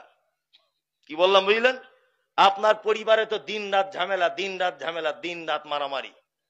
আমাদের বউদের একবারও বলতে হয় না যে এই জিনিসটা এনে দাও, যেটা লাগবে এখন 3 মাস আগে কিনে রেখে দিয়েছে স্টক করে। তোর কখন প্রয়োজন বল, আগে থেকে স্টক। সমস্ত আলেমদের খবর নিয়ে দেখুন, তার বউদের কাছে খবর নেবেন। আমি যেটা বলছি এগুলো বাস্তব, বরকতের নাম। দুনিয়াতে হয়তো একটু কষ্ট হতে পারে, কি বললাম বুঝলেন না? বেতন কম, একটু কষ্ট হতে পারে। দুনিয়াতে হয়তো আপনার অনেক উপকার হবে, আপনি বড় একজন অফিসার, অনেক টাকা পয়সা আছে, কিন্তু আল্লাহর দরবারে আপনার কিন্তু মারাত্মক ক্ষতি রয়েছে। কিয়ামতের দিন মুহাম্মদ সাল্লাল্লাহু আলাইহি ওয়াসাল্লাম তিনি বলছেন যে একজন হাফেজকে, একজন আলেমকে ডাকা হবে, ডেকে বলা হবে, এই তুমি কোরআন তেলাওয়াত করো। ও তেলাওয়াত করবে, আলহামদুলিল্লাহি রাব্বিল আলামিন। আল্লাহ বলবেন জান্নাতে, চলো এক তলার উপরে ওঠো। আর রহমানির রহিম, চলো আর এক তলার উপরে ওঠো, মর্যাদার আর একটা উচ্চ স্থানে যাও। এইভাবে তার আয়াত যেখানে শেষ হবে তার থাকার জায়গা কোথায়? সেখানে। সারা পৃথিবীর বর্তমানে বড় বিল্ডিংটার নাম কি? বুরুজ খলিফা, দুবাইয়ে, তাই তো? আর আমাদের এখানে সব থেকে ধনী লোকের বিল্ডিং মুকেশ আম্বানি ধরে নিতে পারেন মুম্বাইয়ের, তাই তো? মুকেশ আম্বানি বড় বিল্ডিং কতলা হবে? 1000 তলা হবে? কত? 2000 হবে? হবে না। আল্লাহু আকবার। কোরআনে আয়াত কতটা আছে? 6666। এটা প্রচলিত কথা। 6236। 6236। আমি 6000 ধরে নিলাম যুক্তি তর্কের খাতিরে। 6000 যদি 6000ই কোরআনের আয়াত হয়, ও কত তলার উপরে থাকবে? 6000 তলার উপরে থাকবে ওর থাকার জায়গা। আল্লাহু আকবার। আপনার ছেলেকে জিজ্ঞাসা করা হবে, পড়ো কোরআন পড়ো। আল্লাহ, কোরআন পড়তে জানি না, শিখি নাই তো, ছোট থেকে ইংলিশ মিডিয়ামে ছিলাম। তা ঠিক আছে, 2-4টি ইংরেজি বল। A for apple, B for ball, C for cat. বাম দিকে দাঁড়া, বাম দিকে দাঁড়া, তোকে পরে ডাকছি, বাম দিকে দাঁড়া। আল্লাহু আকবার। আমি ছোট করিনি, আমি আপনাকে ছোট করছি না, আপনার বেটাকে ছোট করছি না। আমি আগে থেকে বলে বলে আসছি আপনার বেটা দুটোই শিখবে। একটা যদি শেখে তাহলে এই অবস্থা। কি বললাম বুঝতে পারছেন না? আপনার বেটা যেমন ইংলিশ মিডিয়ামে পড়ে, আপনার বেটাকে আপনি পার্সোনাল ভাবে কোনো মৌলভী সাহেবকে মাসে 1000 টাকা দিয়ে তার কোরআন পড়ার ব্যবস্থা করুন, বাড়িতে কোরআন পড়ার ব্যবস্থা করুন। তাহলে আপনি একজন পিতা হিসাবে কিয়ামতের মাঠে জবাবদিহিতা দিতে পারবেন, তার আগে নয়। এইবার আমি আপনাদেরকে বলবো শিক্ষার মর্যাদা কতটা। কোন শিক্ষায় শিক্ষিত হলে আল্লাহ বলছে শিক্ষিত, এটা আমাদের জানা লাগবে কি লাগবে না? লাগবে। আল্লাহ তাআলা বলছেন, কুল হাল ইয়াস্তাবিল্লাযিনা ইয়ালামুনা ওয়াল্লাযিনা লা ইয়ালামুন। নবী আপনি বলুন, যারা জানে আর যারা জানে না এরা দুজন কি সমান? সমান? সমান নয়। আল্লাহ তাআলা বলছেন, কুল নবী আপনি বলুন, হাল ইয়াস্তাবিল আমা ওয়াল বাসীর ওয়াদ যুলুমাতি ওয়ান নূর। চোখওয়ালা লোক আর অন্ধ লোক এরা দুজন কি সমান? আল্লাহ নবীকে বলছেন, নবী চোখওয়ালা লোক আর অন্ধ লোক এরা দুজন কি সমান? সমান নয়। তার মানে যার ভিতরে দ্বীনের জ্ঞান নেই এ অন্ধ লোকের মতো। আল্লাহ বলছেন যার ভিতরে দ্বীনের জ্ঞান আছে এ চোখওয়ালা লোকের মতো। বর্তমান বাজারে একটা বাস্তব চিত্র আপনাদের সামনে তুলে ধরছি। এই চিত্রটা আপনার সঙ্গে আমার একমত হতেও পারে, নাও পারে। যদি হয় তবু আলহামদুলিল্লাহ, না হয় তবু আলহামদুলিল্লাহ। আপনাদের গোটা মালদা জেলাতে আপনি সমীক্ষা করেন, সমীক্ষা করলে দেখতে পাওয়া যাবে যত মিশন রয়েছে সারা মালদা জেলাতে, এই মিশনগুলো আজকে 1 তলা, কাল 2 তলা, তারপরের দিন 5 তলা, তারপরের দিন 10,000 টাকা অ্যাডমিশন ফি, তারপরের ইয়ারে 20,000 টাকা অ্যাডমিশন ফি। মিশনগুলো দাউ দাউ করে যেন জ্বলছে। মানে কি জ্বলছে? মানে একদম উপরের দিকে উঠছে আগুনের মতো। এত ডেভেলপ তাদের, এত উন্নত হচ্ছে না? মিশনগুলো উন্নতি দেখতে পাচ্ছেন না? আর আমাদের সারা মালদা জেলা যত মাদ্রাসা আছে খোঁজ নিয়ে দেখুন, গড়ির গাড়ির মতো ধুক ধুক ধুক করছে। মানে ও মরে গেলেই সুবিধা হয় মাদ্রাসাগুলো। এরকম অবস্থা কেন? আপনি দাঁত বার করে হেসে দিলেন। সামাজিক বিবেচনা বলে কিছু আছে আপনার ভিতরে? বিবেচনা করুন কেন এই অবস্থা। জেনারেল লাইনের যে সমস্ত মিশনগুলি আছে এরা পরিচালনার কমিটিতে যারা থাকে তারা ওই লাইনের শিক্ষিত লোক, ওই জন্য উন্নতি করতে সুবিধা হয়। আর আমাদের সারা পশ্চিম বাংলার মাদ্রাসাগুলি আরবি সিলেবাস দ্বারা পড়াশোনা করা হয়, তাই তো? আরবিতে আরবি সিলেবাস চলছে, অথচ ওখানে আমলোককে দায়িত্ব দেওয়া হয়েছে। আমলোককে পরিচালনা করার দায়িত্ব দিলে কোশ্চিন কালেও মাদ্রাসা ডেভেলপ হবে না।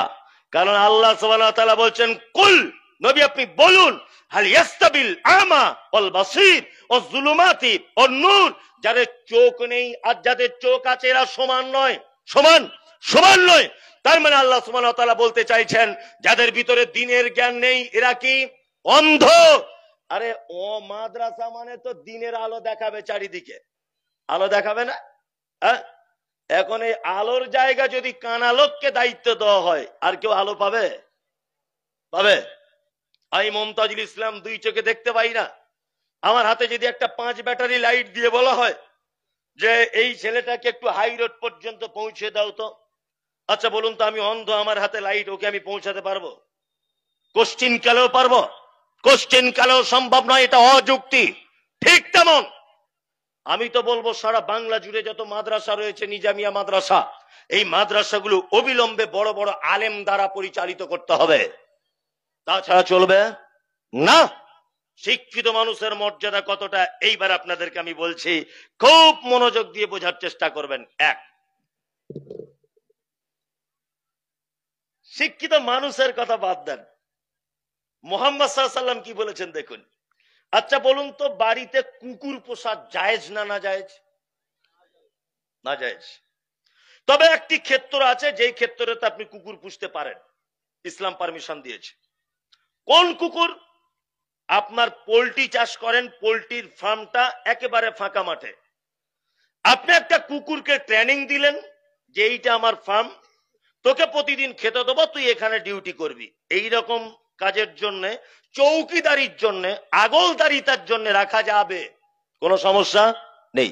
যে কুকুর ঘরের লোক দেখলে ডাকে না, পরের লোক দেখলে ডাকে, যে কুকুর ঘরের মালিকের মুরগি বুঝে আর পরের মুরগি দেখলে খেতে চলে যায়, যে কুকুর বাড়ি আলাকে চিনে, অন্য লোককে চিনে, এক কথায় যার ভিতরে একটু নলেজ আছে যে এটা আমার মালিকের, এটা অন্য লোকের, এই রকম কুকুর প্রয়োজনে বাড়িতে রাখতে পাবে না, গোয়াল ঘরে রাখতে পারবে গরু চৌকি দেওয়ার জন্য, পোল্ট্রির ফার্মে রাখতে পাবে পোল্ট্রিটা চৌকি দেওয়ার জন্য, ছাগলের মানে খামারে রাখতে পারবে ছাগলের দলটাকে চৌকি দেওয়ার জন্য আপনি ব্যবহার করতে পারেন, তাই না?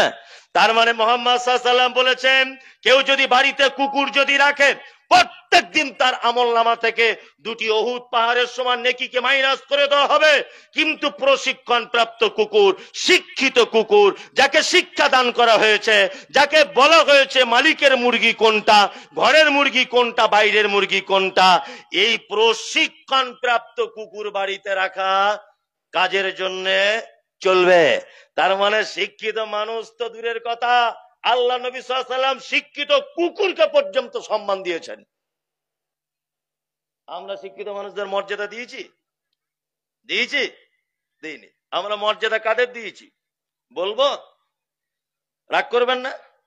তাহলে বলে দিই, আমরা কাদের শিক্ষার মর্যাদা দিয়েছি। মানে অশিক্ষিত লোক হলে খুব সমস্যা। কি বললাম বুঝলেন? খুব সমস্যা। আল্লাহ পর্যন্ত বলেছেন ওয়ারিস আনিল জাহিলিন, যা পারবে করো, তবে মূর্খ লোকের থেকে দূরে থাকো। আল্লাহর ভাষা, এটা কোরআনের ভাষা। কি বললাম বুঝলেন? আল্লাহর ভাষা, যে যারা কিছু জানে না তাদের থেকে দূরে থাকো। শিক্ষিত লোকের সাথে বন্ধু করলে লাভ, আর অশিক্ষিত লোকের সাথে বন্ধু করলে ক্ষতি। একটা দৃষ্টান্ত পেশ করি। খুব শিক্ষিত লোক, এর সঙ্গে আমার বন্ধুত্ব, কোন একদিন ঝামেলা হয়েছে, ও যদি আমাকে একটা মারে তো অন্তত পক্ষে এমন জায়গায় মারবে যাতে আমার অসুবিধা না হয়, ও বুঝে মারবে। কি বললাম বুঝলেন না? আর অশিক্ষিত যদি বন্ধু হয়, একেবারে এসে লাঞ্চে ঘুষি মেরে দিবে, মানে সব ফেটে রক্ত বার হয়ে যাবে। কি বললাম বুঝলেন? শিক্ষিত আর অশিক্ষিত লোকের একটা বৈশিষ্ট্য বলি। এক, আমি অসুস্থ, আমি অসুস্থ, আপনাদের কাছে একটা প্রশ্ন রাখছি। দুটো লোক আমাকে দেখতে এসেছে, একটা লোক 400 টাকা কেজি আপেল 1 কেজি নিয়ে এসেছে, আর একটা লোক 20 টাকা কেজি বাজারে পেয়ারা 1 কেজি নিয়ে এসেছে। বলুন তো, দুটো লোকের মধ্যে শিক্ষিত কে? কে? পেয়ারাওয়ালা। কি করে বুঝলেন? ইয়েস, ও শিক্ষিত মানুষ, ও জানে আপেলের দাম 500 টাকা কেজি হতে পারে, কিন্তু 1 কেজি আপেলে যে আমার রোগী সুস্থ হবে বা যতটা তার প্রোটিন দরকার লাগবে, 1 কেজি আপেলে যতটা হবে, 2টা পিয়ারে বা পিয়ারাতে বা আঞ্জিরে সম পর্যায়ের হবে। কি বললাম বুঝলেন না? ওই জন্য বন্ধু যদি করেন, শিক্ষিত মানুষের সাথে করবেন, আপনার বাড়িতে এলেও ভেবে চিন্তে খাদ্য খাবার আনবে। কি বললাম বুঝলেন? এবার আপনাদেরকে একটা কথা বলি, আমরা শিক্ষিত মানুষদের মর্যাদা কতটা দিতে পেরেছি আর দিই। খুব বোঝানোর জন্য বলছি, আমি ভোটে দাঁড়িয়েছি আর এও দাঁড়িয়েছে, আমরা দুজন, বুঝলেন তো। এখন আমি রিক্সা চালক, লেখাপড়া জানি না, গন্ড মূর্খ, মানে একদম আমার মাথাতে গোবর ভরা। এখন আমি দাঁড়িয়েছি কোন পার্টিতে না, বর্তমান যে পার্টি চলছে এই পার্টিতে আমি দাঁড়িয়েছি, আমি একদম গন্ড মূর্খ। আর এ দাঁড়িয়েছে, এ কিন্তু এলাকায় একজন সব থেকে উচ্চ শিক্ষিত লোক, কি বললাম বুঝলেন, বিশাল শিক্ষিত। এ দাঁড়িয়েছে নির্দলে। আজকে ভোট হয়ে গেল, কালকে রেজাল্ট বার হবে। আচ্ছা সত্যি কথা বলবেন, এমএলএ ভোট ধরে নেন, দুজনে এমএলএ দাঁড়িয়েছি, ও নির্দলে আর আমি বর্তমান রানিং পার্টিতে, বলুন তো জিতবে কে? Running party. হ্যাঁ, নিয়ে এবার আমাকে পার্লামেন্টে পাঠিয়ে দেওয়া হয়েছে, কি বললাম বুঝলেন, আমি এমপি হয়েছি, আমাকে পার্লামেন্টে পাঠিয়ে দেওয়া হয়েছে। আর পার্লামেন্টের অবস্থা তো বুঝতে পারছেন, খাম খেয়ালি মত, কি বললাম বুঝলেন না, একদম খাম খেয়ালি, যখন যেটা ইচ্ছা তখন সেটা করতে চাইছে। মানে ওরা ভাবছে যে অমিত শাহ নরেন্দ্র মোদীর বাপের পার্লামেন্ট, এটা ভাবছে হয়তো। কখনো এনআরসি, কখনো সিএ, কখনো বাবরি মসজিদ ভাঙতে হবে, কখনো অমুক করতে হবে, কখনো এনআরসি চালু করে দিতে হবে, কখনো ডিটেনশন ক্যাম্প তৈরি করতে হবে, কোনো কিছু করে সুখ পেল না। এখন আবার বলছে ওয়াকফ সম্পত্তির বিল সংশোধন করতে হবে, দেখতে পাচ্ছেন না সোশ্যাল মিডিয়াতে? হ্যাঁ, ওয়াকফের বিল সংশোধন করতে হবে। সংশোধন কি করতে হবে না, এই যত মুসলিমদের ওয়াকফের সম্পত্তি রয়েছে এই সম্পত্তিগুলো আমাদের আওতাতে নিতে হবে। কবরস্থান আপনার গ্রামের আওতায় নিবে অমিত বাবু, মসজিদ আপনার আর নিজের আওতায় নিবে নরেন্দ্র মোদী। কি বললাম বুঝলেন না? আপনার গ্রামের কবরস্থানে আপনি আপনার বাপের দাফন দিবেন, কোন জায়গাটা দিবেন এটা আমার বাপের পৈতৃক কবরস্থান, আমার বাপ দাদা 14 পুরুষ ওয়াকফে সম্পত্তি দান করেছে, ওটা আমরা বিবেচনা করব দক্ষিণ দিকে কবর দেবে না উত্তর দিকে। তুমি দিল্লি থেকে কি করে নির্ধারণ করবে কোন দিকে কবর দিবার কোন দিকে দিবে না? তুমি কে নির্ধারণ করার? সারা ভারতবর্ষের রেলের পরে পড়ি বেশি সম্পদ যদি রয়েছে মুসলিমদের ওয়াকফের সম্পত্তি। সারা ভারতবর্ষের মুসলিমদের ওয়াকফের সম্পত্তির ইনকাম 1.2 লক্ষ কোটি টাকার। সারা পশ্চিম বাংলাতে যা ওয়াকফের সম্পত্তি রয়েছে প্রায় 900 কোটি টাকার কাছাকাছি প্রত্যেক মাসে, যার থেকে ইনকাম করা সম্ভব। এই সমস্ত সম্পত্তিগুলোকে তছনছ করার জন্য বিল পাস করতে চলেছে, সংশোধনী বিল ওয়াকফ বোর্ডের। আপনারা দেখতে চেয়েছেন তো, পেয়েছেন? ওরা ভাবছে অত সহজ নয়। আরে তুমি তো নরেন্দ্র মোদী, কালকের তুমি মুখ্যমন্ত্রী হয়েছ, এর আগেও পৃথিবীর প্রতাপশালী লোক, নাম তার ফেরাউন, গুজরে গেছে। নমরুদ টিকতে পারেনি, টিকতে পেরেছে? পারেনি। সাদ্দাত টিকতে পারেনি, কারুন টিকতে পারেনি। পৃথিবীর বড় বড় মোস্তানরা ইসলামের কাছে টিকতে পারেনি, মুসলিমদের কাছে টিকতে পারেনি। আরে আমরা সেই জাতি, 313 জন বদরের মাঠ কাঁপিয়ে দিয়ে এসেছি আমরা। তারা যত সহজে ভাবছো ওয়াকফ সম্পত্তি নিজের হাতে নিয়ে নেব, অত সহজে নয়। যে পার্লামেন্টে বিল পাস করা হবে, প্রয়োজনে মাথায় পাগড়ি বেঁধে কাফনের কাপড় নিয়ে আমরা ওই পার্লামেন্টের বাইরে ধর্ণা ধরব ইনশাল্লাহ। তবু অত সহজ নয়। কলকাতা রানী রাসমণি রোডে আপনারা দেখেছেন গত 2 দিন আগে বিশাল সমাবেশ হয়েছে, বিশাল সমাবেশ এই ওয়াকফের ব্যাপারে। মসজিদের প্রত্যেক ইমাম, প্রত্যেক মুসলিম দরদি, কে কোন পার্টি করেন, কে কংগ্রেস, কে সিপিএম, কে আপনার যাই করেন, এটা দেখার প্রয়োজন নেই। এখন আমরা ঐক্যবদ্ধভাবে আমাদের পৈতৃক সম্পত্তি রক্ষা করবেন ইনশাল্লাহ। যে যেমন ভাবে পারবেন সোশ্যাল মিডিয়ায় পোস্ট করে হোক, যে যেমন ভাবে হোক, সংগঠনের মাধ্যমে হোক, যে কোনো জায়গায় প্রতিবাদী কণ্ঠ আমাদেরকে দিতে হবে। আর আমাদের বসে থাকার দিন নাই। এসব ঝামেলা কিছুই হতো না। মেন কথা, অশিক্ষিত লোককে আমরা জায়গায় বসিয়ে দিয়েছি, এটা আমাদের দোষ। কি বললাম বুঝলেন না? এবার শিক্ষিত আর অশিক্ষিত মানুষের ডিফারেন্সটা আপনাকে বোঝাই। এবার আমি চলে গেলাম পার্লামেন্টে, ও নির্দলে জিতে দেখে, আর আমি রানিং পার্টি থেকে আমি কোথায় গেলাম? পার্লামেন্টে গেলাম। পার্লামেন্টে বিল পাস করা হচ্ছে, মালদা জেলার আদিনা মসজিদ ভেঙে দিতে হবে। ভালো করে বুঝবেন, আমি তো ইংরেজি বুঝি না, সব ইংরেজিতে লেখা। না, আমি সব এমপি এমএলএদের সই করতে হবে, আমিও ফটাম করে সই করে দিয়েছি। সকালবেলা আনন্দবাজার পত্রিকায় বার হয়েছে, ওরে বাবা এটা কে, কে কে সই করেছে দেখি আদিনের মসজিদ ভাঙতে হবে। 3 নম্বরে মমতাজুল ইসলাম। ধর শালাকে, মাস শালাকে, মান শালাকে। আমাদের এখান থেকে এমপি হয়ে মসজিদ ভাঙার ব্যাপারে রায় দিয়ে এসেছে। আমি মমতাজুল ইসলাম, আমার কোনো দোষ নেই, দোষ তোমার। তুমি আমার মতো গাধাকে ওখানে পাঠালে কেন?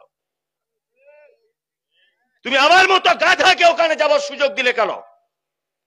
একটা উচ্চ শিক্ষিত লোক, তুমি তাকে সুযোগ দিলে না পার্লামেন্ট পর্যন্ত পৌঁছানোর। আমার মতো একটা অযোগ্য নির্বোধকে কেন তুমি পার্লামেন্ট পর্যন্ত পৌঁছালে? এর জন্য দায়ী আমি নয়, দায়ী তুমি নিজে। তুমি নিজে দায়ী। শিক্ষিত মানুষদের সম্মান করতে শিখুন। তাছাড়া অচিরেই শুধু দেশ নয়, একটা জাতি, একটা পরিবার, একটা গ্রাম, একটা দেশ, একটা কমিউনিটিকে ধ্বংস করতে গেলে একজন অশিক্ষিত মানুষই যথেষ্ট। তার দৃষ্টান্ত ভারতবর্ষের মাসনদে যিনি বসে আছেন, সারাদিন যতক্ষণ পর্যন্ত উনি জেগে থাকেন, উনি আর অমিত বাবু শুধু এই গবেষণায় চালায় মুসলিমদের কি করে কি করা যায়। আর সারাদিন কোনো কাজ খুঁজে পায় না। কি বললাম বুঝলেন না? কোনো কাজ নেই। কি করে মুসলিমগুলোকে মেরে দিতে হবে, আর কি করতে হবে, কি করে এনআরসি করতে হবে, ওয়াকফ সম্পত্তি কি করে লুট করা যাবে, সারাদিন এই সব গবেষণাগারে ব্যস্ত। কি বললাম বুঝলেন না? আগামী দিন খুব হুঁশিয়ারি করে, যাকে আপনি রাজনীতি করেন, যে পার্টি করেন, যে ধরনেরই আপনি মানুষ হন না কেন, খুব সাবধানতার সঙ্গে চলবেন ইনশাল্লাহ।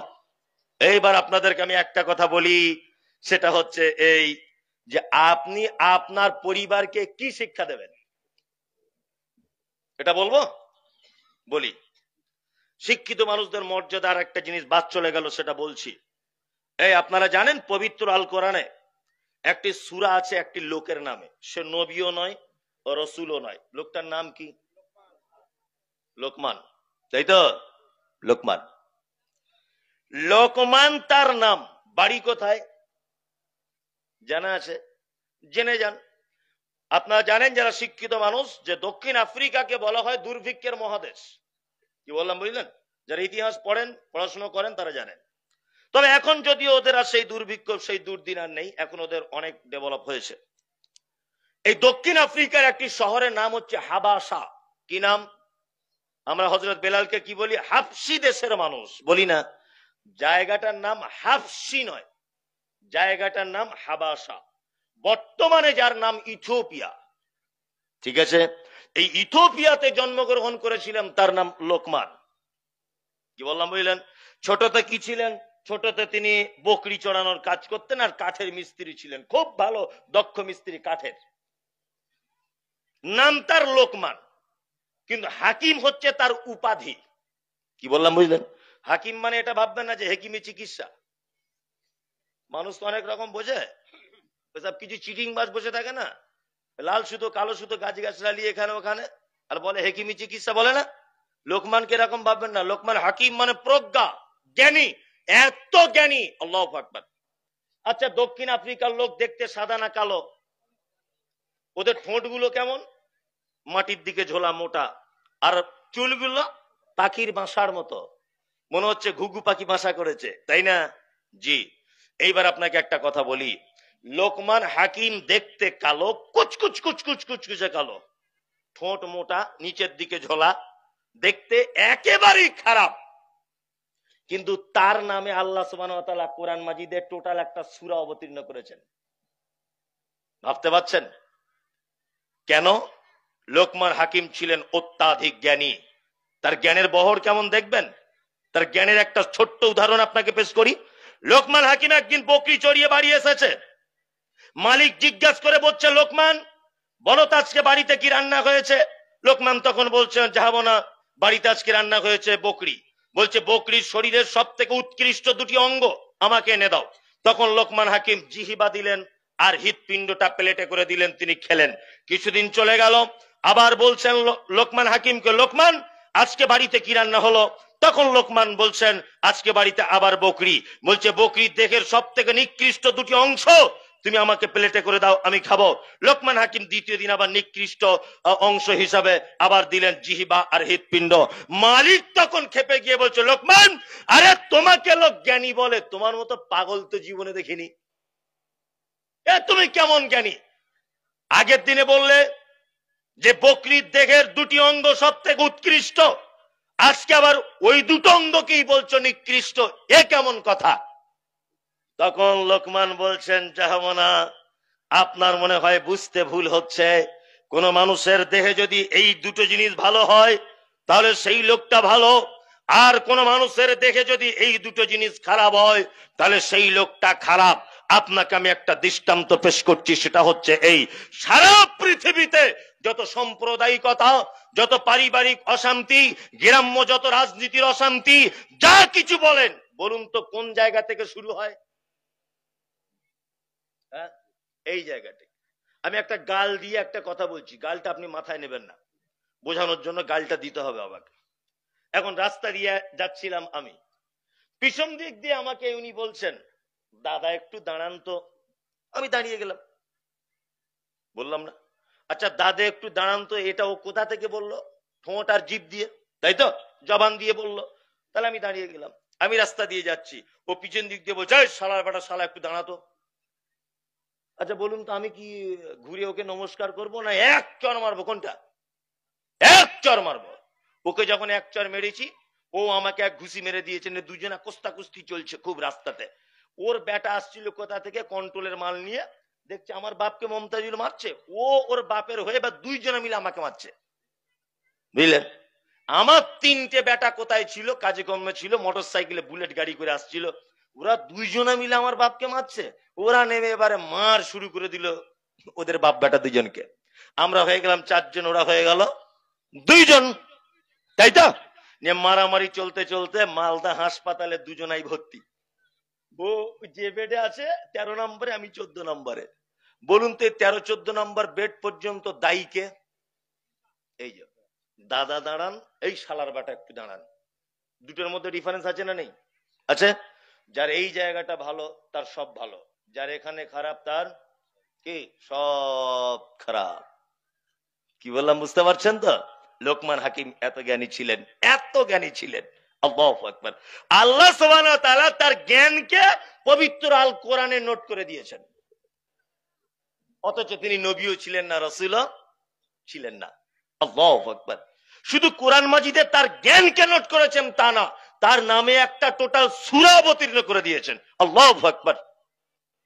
চলুন, লোকমান হাকিম তার বেটাকে যে শিক্ষা দিয়েছিলেন, আমি এখন সেটা আপনাকে বাংলায় বলে দিচ্ছি, আপনি আপনার বেটাকে আজকে গিয়ে এটা শিক্ষা দিবেন ইনশাআল্লাহ।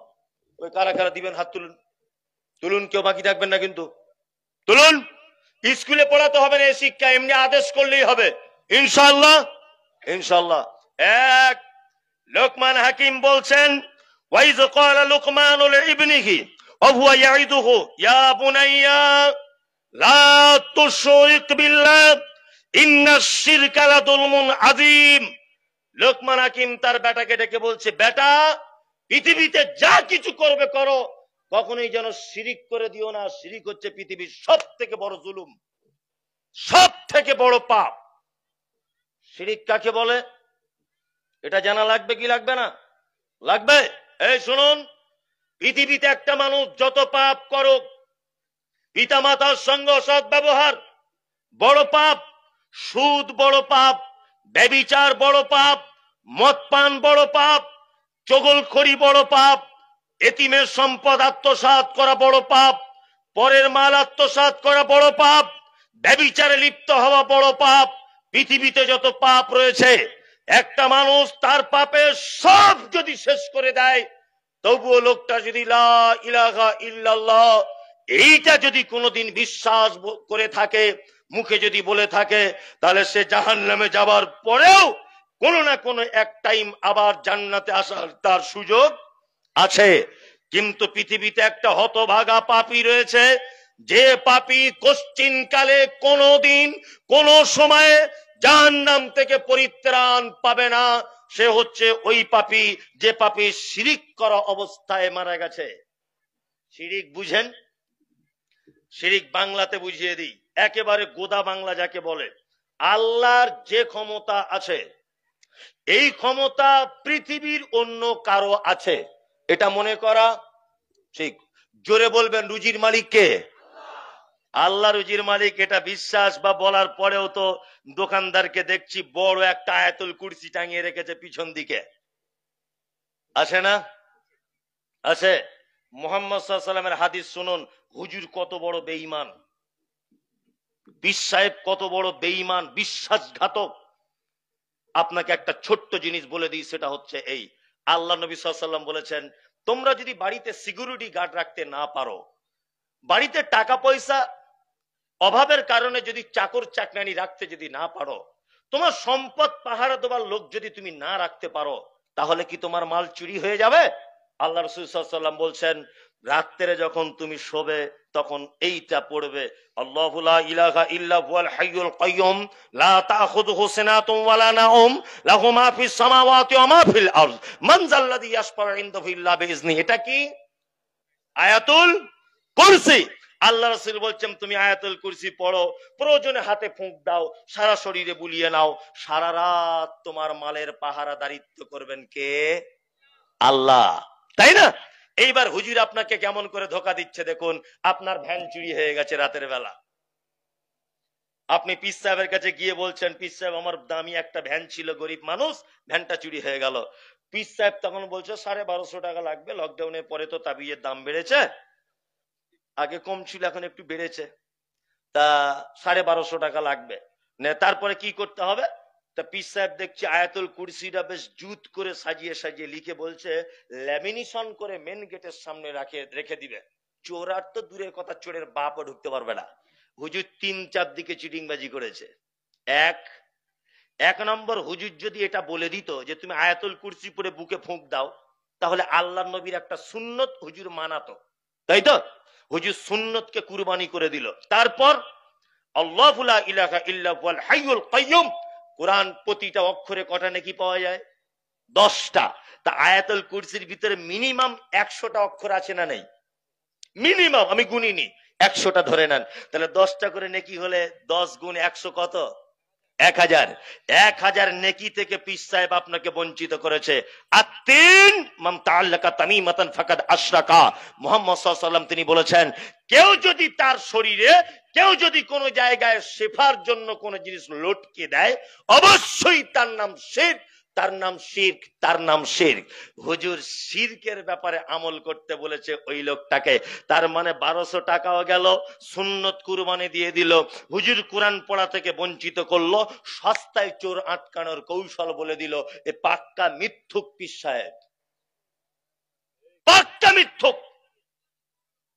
কি বলছি বুঝতে পারছেন না?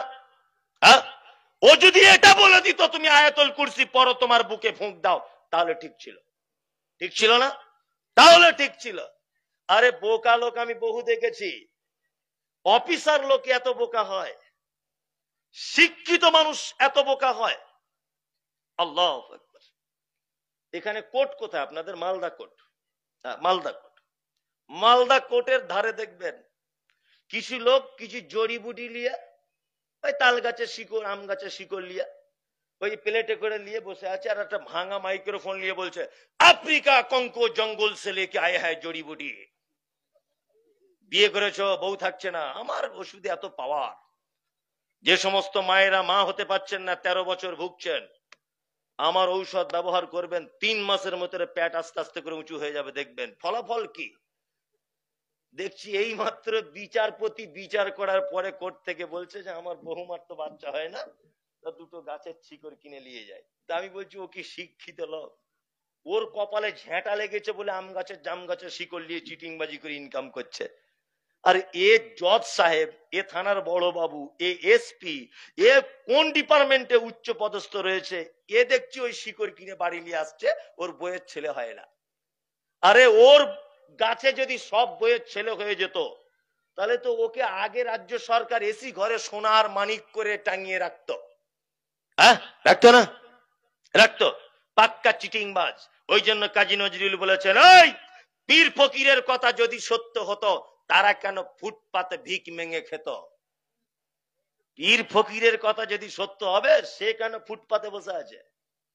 আমি একটা আমার জীবনের একটা কাহিনী আপনাকে বলছি। তখন আমি এলেম বাজার মাদ্রাসায় পড়ি, এলেম বাজারে। তা মাদ্রাসায় নতুন, তখন আমি বাপের এক ছেলে আর খুব বদমাইশ। মানে আমার মা আমার বদমাইশি সহ্য করতে না পেরে আমার বাড়ি থেকে 250 কিলোমিটার দূরে দিয়েছে, আর বলেছে তোকে আর জীবনে বাড়ি আনবো না মৌলভী সাহেব না হওয়া পর্যন্ত। মানে বাড়ি আনলে দিনে 20টা করে বিচার আমার বাপের কাছে, তোমার ছেলে এই করেছে, তোমার ছেলে এই করেছে। অথচ আমার মায়ের 4 বেটির পরে আমি একটা বেটা। তা মাদ্রাসায় পড়ি, ছোট থেকে খুব বদমাইশ। শিয়ালদা স্টেশনে তখন সেই ইঞ্জিন ছিল, ওই আপনার কয়লার ইঞ্জিনের গাড়ি চলতো সম্ভবত, দিক দিক দিক দিক করে, কয়লা না ডিজেলের, এখন তো ইলেকট্রিক হয়ে গেছে সব। তা ওই গাড়িতে করে শিয়ালদা স্টেশনে পৌঁছেছি। তা দেখছি একটা লোক, ছোট থেকে একটা মনে অনেক কিছু জাগলে কৌতূহলী জাগে, জাগে না, একটা লোক দেখছি খাঁচার ভিতরে একটা টিয়া পাখি নিয়ে বসে আছে। মাদ্রাসার ছেলে তো খুব বদমাইশ হয়, আর মাদ্রাসার ছেলে যদি পড়তে পড়তে ছেড়ে দেয়, তো ও যে রাস্তায় চলে ইবলিশ শয়তান ও রাস্তায় যায় না। কি বলছি বুঝতে পারছেন না? হ্যাঁ, এদের বুদ্ধি কেমন জানেন? মাঝখানে একটা কথা বলি, আপনারা ঘুমিয়ে যাচ্ছেন ওই জন্য বলছি। একটা রাজা তার মন্ত্রী সভাতে বলছে যে মাদ্রাসার ছেলে আর স্কুলে পড়া ছেলের বুদ্ধি কার কতটা বেশি একটা পরীক্ষা করব। রাজা মশাই 100 মাদ্রাসার ছেলে ডেকেছে আর 100 স্কুলের ছেলেকে ডেকেছে। তা রাজা মশাই বলছে একটা স্কুলের ছেলেকে, এই শরীফুল, তুমি বলো তো এক পুকুর পানি এক বালতিতে ভরা যাবে? তো বলছে রাজা বাবু এটা কি করে সম্ভব, এক পুকুর পানি এক বালতিতে কোনোদিন হয়?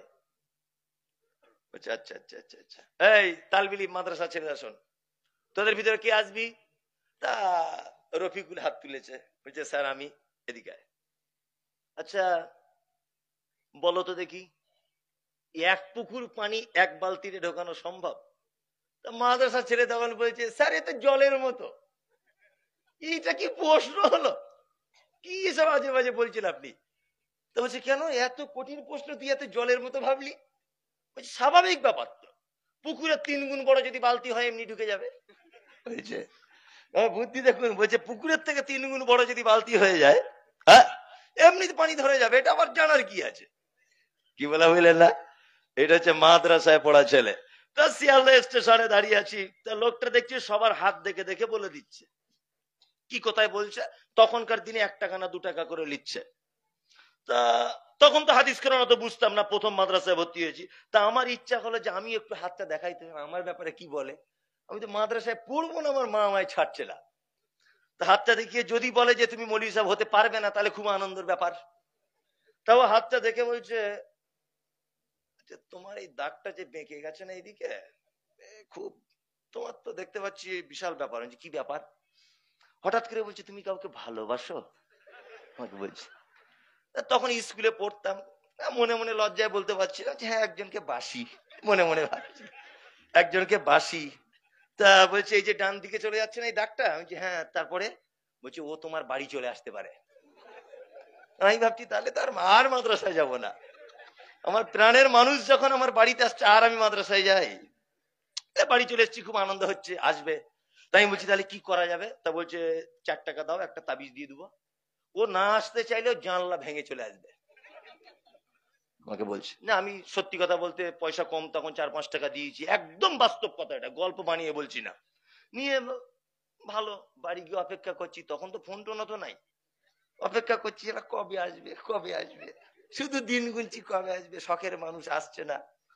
তা দিন গুনতে গুনতে যখন আসছে না, তা আমার মা আবার বাড়িতে মারধর শুরু করে দিয়েছে, মাদ্রাসায় চলে যা। আমার আব্বা কিন্তু অশিক্ষিত মানুষ, লেখাপড়া জানে না, আমার মা সই করতে পারে না।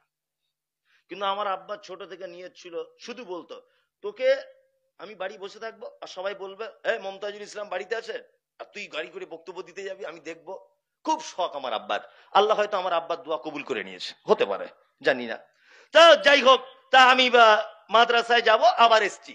তো ওই লোকটাকে বলছি আবার এসে, চাচা তুমি যে সেদিন আমায় 5 টাকা ঝেড়ে দিলে, সে তো এলো না, অপেক্ষা করে করে আবার হাত দেখে বলছে ব্যাপার একটু উল্টো দিকে। যে কি ব্যাপার? বলছে ও আসতে চাইছিল, তুমি ক টাকা তাবিজ দিয়েছিলাম সেদিন? বলছে 5 টাকা। বলছে আমি 5 টাকার তাবিজ দিয়ে ওকে টানে আনতে চাইছি, ওর মা আবার অন্য কার কাছে 10 টাকার তাবিজ দিয়ে আটকে রেখেছে, দুটো তাবিজে সারা মারামারি লেগে আছে। যার তাবিজের দাম বেশি তার পাওয়ার বেশি, পাক্কা চিটিংবাজ। কি বললাম বুঝলেন না? ওই জন্য কাজী নজরুল এই সমস্ত দৃশ্য দেখে তিনি বলেছেন, ওরে পীর ফকিরের কথা যদি সত্য হতো তারা কেন ফুটপাতে ভিক মেঙে খেত? আপনার বইয়ের ছেলে হয় না, আপনি যাচ্ছেন দরগায়, আর দরগার হুজুরের বইয়ের যখন ছেলে হয় না প্লেনে করে যাচ্ছে সিঙ্গাপুরে। বুঝেন না? হুজুর সবার বাড়িতে মিলাদ পড়ে পড়ে বেড়ায়, হুজুরের বাড়িতে কোনোদিন মিলাদ হয় না। হুজুর সবার বাড়িতে সবে বরাত করে, নিজের বাড়িতে কোনোদিন করে না, পরের বাড়ি খেয়ে বেড়ায়। কি বললাম বুঝলেন না? আরে 2024 সালে এ বোকালোক থাকে। আল্লাহ বলেছেন অনুনাজ্জিলু মিনাল কুরআনি মা হুয়া শিফা, কোরআন অবতীর্ণ করেছি আমি মোমেনদের আরোগ্যের জন্য। জ্বর হয়েছে, কোরআন তেলাওয়াত করুন, অবশ্যই ভালো হয়ে যাবে। আপনি বিপদে পড়েছেন, কোরআন তেলাওয়াত করুন, কোরআন তেলাওয়াতের দয়াতে বা রহমতে বা বরকতে আল্লাহ আপনাকে সুস্থতা করে দিবে। আপনাকে এই যুক্তি কে দিল যে কোরআন তাবিজ করে গলায় বেঁধে ঘুরতে হবে? আপেল খেলে শরীরে ভিটামিন হয়, কেউ যদি আপেল গলায় বেঁধে ঘোরে হবে? ডাক্তার বলেছে দেশি মাগুর মাছ খাও, তাহলে তোমার শরীরের রক্তের অভাব মিটে যাবে। আপনি যদি দেশি মাগুর মাছ পকেটে নিয়ে ঘোরেন, কাজ হবে? আজ হবে না। আমি আশ্চর্য হয়ে যাচ্ছি, হচ্ছে ওর দাঁতের যন্ত্রণা, পাছায় গাছ বেঁধে বসে আছে। আশ্চর্য ব্যাপার, শিরক। ও দাঁতের যন্ত্রণা হচ্ছে, পাছায় গাছ বেঁধেছে। আশ্চর্য ব্যাপার। প্রতিদিন তুমি 1 কেজি করে গাছ বেটে খাও, কোনো অসুবিধা নাই, কিন্তু তুমি বানতে পাবে না। অনেক যুবক ছেলে লাল সুতো পরে ঘুরছে, এ সুতো পেলি কোথায়? বলছে আজমির শরীফের সুতো, কুকুরে পেচ্ছাপ করে সুতোতে। হুগলির জুট মিলে তৈরি হয় সুতো, আর বাইরে রেখে দেওয়া হয়, কুকুরে পেচ্ছাপ করে, ওই মাল কালারিং হয়ে। এটা কি? বলছি একটুতেই ঝাঁঝ হয়ে যায়। এইটা বলছি এটা গোপন ব্যাপার, হুজুর বলা যাবে না। এইটা কি ব্যাপার? বলছি এটা আর বলবেন না, আমার শাশুড়ি সব সময় যেন ওদের বাড়ির দিকে আমায় টান করে রেখে দিয়েছে, এইটা যাতে কেটে যায়, এই জন্য এইটা, মানে 5টা আঙুলে 5টা পাথর, তাই না? কলকাতা চিতপুরে গেছেন, বড় মসজিদে, নাখোদা মসজিদে, গেট দিয়ে ঢুকবেন, দেখবেন অজস্র চিটিংবাজ তাবিজ লিখে জেরক্স করে ছাপিয়ে বিক্রি করছে। আর যারা আমাদের লোকালে চিটিংবাজরা আছে, এরা ওই মাল কিনে এনে তাবিজে ভরে মোমবাতি দিয়ে সেটে আপনার কাছে 1,500 টাকা ঝেড়ে নিচ্ছে। আর যত অষ্ট ধাতু, নবম ধাতু, পঞ্চম ধাতু, ত্রিফলা ধাতু, যত ধাতু আছে মার্কেটে বিক্রি হয়, সব মাল কলকাতা চিতপুরে বিক্রি হয় 70 টাকা 80 টাকা কেজি। রাস্তাতে বস্তা রাখা আছে, কুকুরে পেচ্ছাপ করছে ওই বস্তায়। যান আপনি দেখে আসুন, বাস্তব বলছি না অবাস্তব। আর ওই মাল এনে আপনার বউ হাতে পড়ে আছে, ওর নাকি ছেলে হবে, তাই পরপর 3টে বেটি, বেটার খুব শখ, ওই জন্য 1200 টাকার আংটি কিনেছে। এরকম লোক আছে না নেই? আচ্ছা, হযরত ওমরের নাম শুনেছেন? ওমর, ওমর কি? ওমর মানে দামি মানুষ। আল্লাহ নবী সাল্লাল্লাহু আলাইহি ওয়াসাল্লাম তিনি বলেছেন, পৃথিবীতে মানুষের ভিতরে সব থেকে দয়ালু, তার নাম হযরত আবু বকর সিদ্দিক রাদিয়াল্লাহু তাআলা আনহু। পৃথিবীতে যত মানুষ আছে, দিনের ব্যাপারে সব থেকে কঠিন, তার নাম হযরত ওমর। পৃথিবীতে যত মানুষ আছে, যত মানুষ আসবে, যত মানুষ গত হয়ে গেছে, সব থেকে বেশি লজ্জাশীল, তার নাম হযরত উসমান। হযরত ওমর মানে কঠিন মানুষ। হযরত ওমর ফারুক রাদিয়াল্লাহু তাআলা আনহু তিনি হজ করতে গেছেন। পৃথিবীতে কয়েকটা জিনিস ডাইরেক্ট জান্নাত থেকে এসেছে, সহিহ মুসলিমের হাদিস রয়েছে। জান্নাত থেকে একটা জিনিস এসেছে, তার নাম হচ্ছে হাজরে আসওয়াদ। হাজী সাহেবরা যেখানে হজ করতে গিয়ে চুম্বন করে, আল্লাহ আমাকে 4, 5 বার 6 বার চুম্বন করার নসিব জুটিয়েছে, আমি চুম্বন করে এসেছি। আল্লাহ নবী বলেছেন, ওই পাথর যখন জান্নাত থেকে আসে তখন দুধের থেকেও সাদা ছিল, কিন্তু আদম সন্তান তার পাপের বোঝা মাথায় নিয়ে ওখানে গিয়ে চুম্বন করতে করতে পাথর একদম আলকাতরার মতো কালো হয়ে গেছে। হযরত ওমর হজ করতে গিয়ে কাবা শরীফের চক্কর লাগাতে লাগাতে হযরত আসওয়াদের দিকে আঙ্গুল দিয়ে বলছেন, পাথর, তুমি মানুষের কোনো উপকার করতে পারো না, তুমি মানুষের কোনো ক্ষতি করতে পারো না, তুমি মানুষের কোনো কল্যাণ ডেকে আনতে পারো না, তুমি মানুষের কোনো অভিযোগ পূরণ করতে পারো না। কোশ্চিন কালেও আমি ওমর তোমাকে চুম্বন করতাম না, কখনোই তোমাকে আমি চুম্বন করতাম না। শুধুমাত্র তোমাকে চুম্বন করব এই কারণে যে আল্লাহর নবী তোমাকে চুম্বন করেছেন তাই। জান্নাতের পাথর যদি উপকার করতে না পারে অষ্টধাতু আংটি চলে? কুকুরে পেচ্ছাপ করা আংটি চলে? চলে? চলে না। শিরক পৃথিবীর এক ভয়ঙ্কর পাপ, সব থেকে বড় শিরক। শিরক আকবার, শিরক আসগর, ছোট শিরক, বড় শিরক। সব থেকে বড় শিরক বর্তমান বাজারে মাজারে সেজদা দেওয়া। এর থেকে বড় আর কোন শিরক নেই। এই শিরক করলে আল্লাহ যে কত রেগে যায় তার একটা দৃষ্টান্ত পেশ করি। এই আপনি আমার দিকে ফিরুন, আপনার স্ত্রী খুব সুন্দরী, এত সুন্দরী যে তাকে দেখে কোনজন? আচ্ছা বলুন তো, আপনার স্ত্রী সুন্দরী, আপনার কোন অবদান আছে? ওর নাকটা খুব সুন্দর, ওর নাকটা তৈরি করেছে কে? ওর চুল খুব সুন্দর, তৈরি করেছে কে? আল্লাহ। ওর চলন সুন্দর, হাতের রান্না ভালো, ওর কথার মিষ্টি, ওর টানা টানা চোখ, ওর গোলাপি কালারের ঠোঁট, এগুলো কার দান? আল্লাহ। ও আপনার বউ হলো কি করে? আপনার বউ হয়েছে না 500 টাকা মোহর দিয়েছেন, 500 টাকা ইমাম সাহেবকে মিষ্টি খেতে দিয়েছেন, বিয়ে পড়িয়ে নিয়েছেন, ও আপনার বউ। লাল বেনারসি শাড়ি দিয়েছেন, একটা নাকের ফুল দিয়েছেন, ও আপনার বউ হয়ে গেছে, তাই তো? 6 মাস সংসার করার পরে আপনি রাজমিস্ত্রি কাজে চলে গেছেন। রাজমিস্ত্রি কাজে গিয়ে 6 মাস পরে আপনি ওখানে থাকবেন।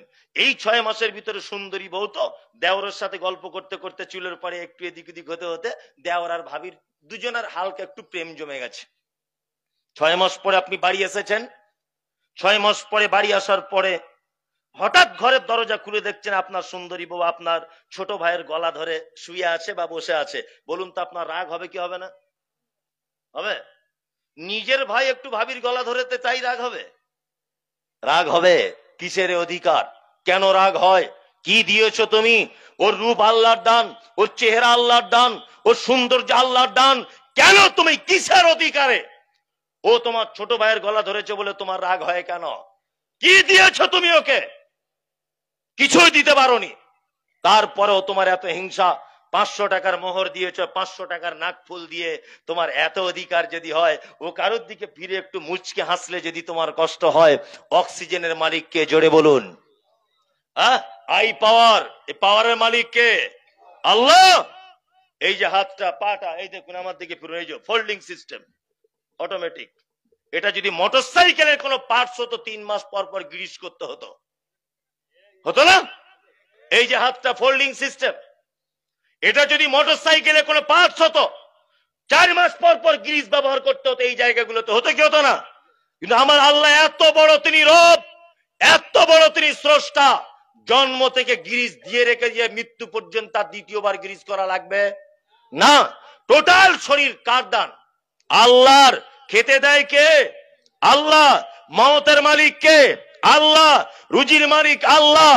জমিন যার বসবাস করেন এ জমিনের মালিক কে? আল্লাহ।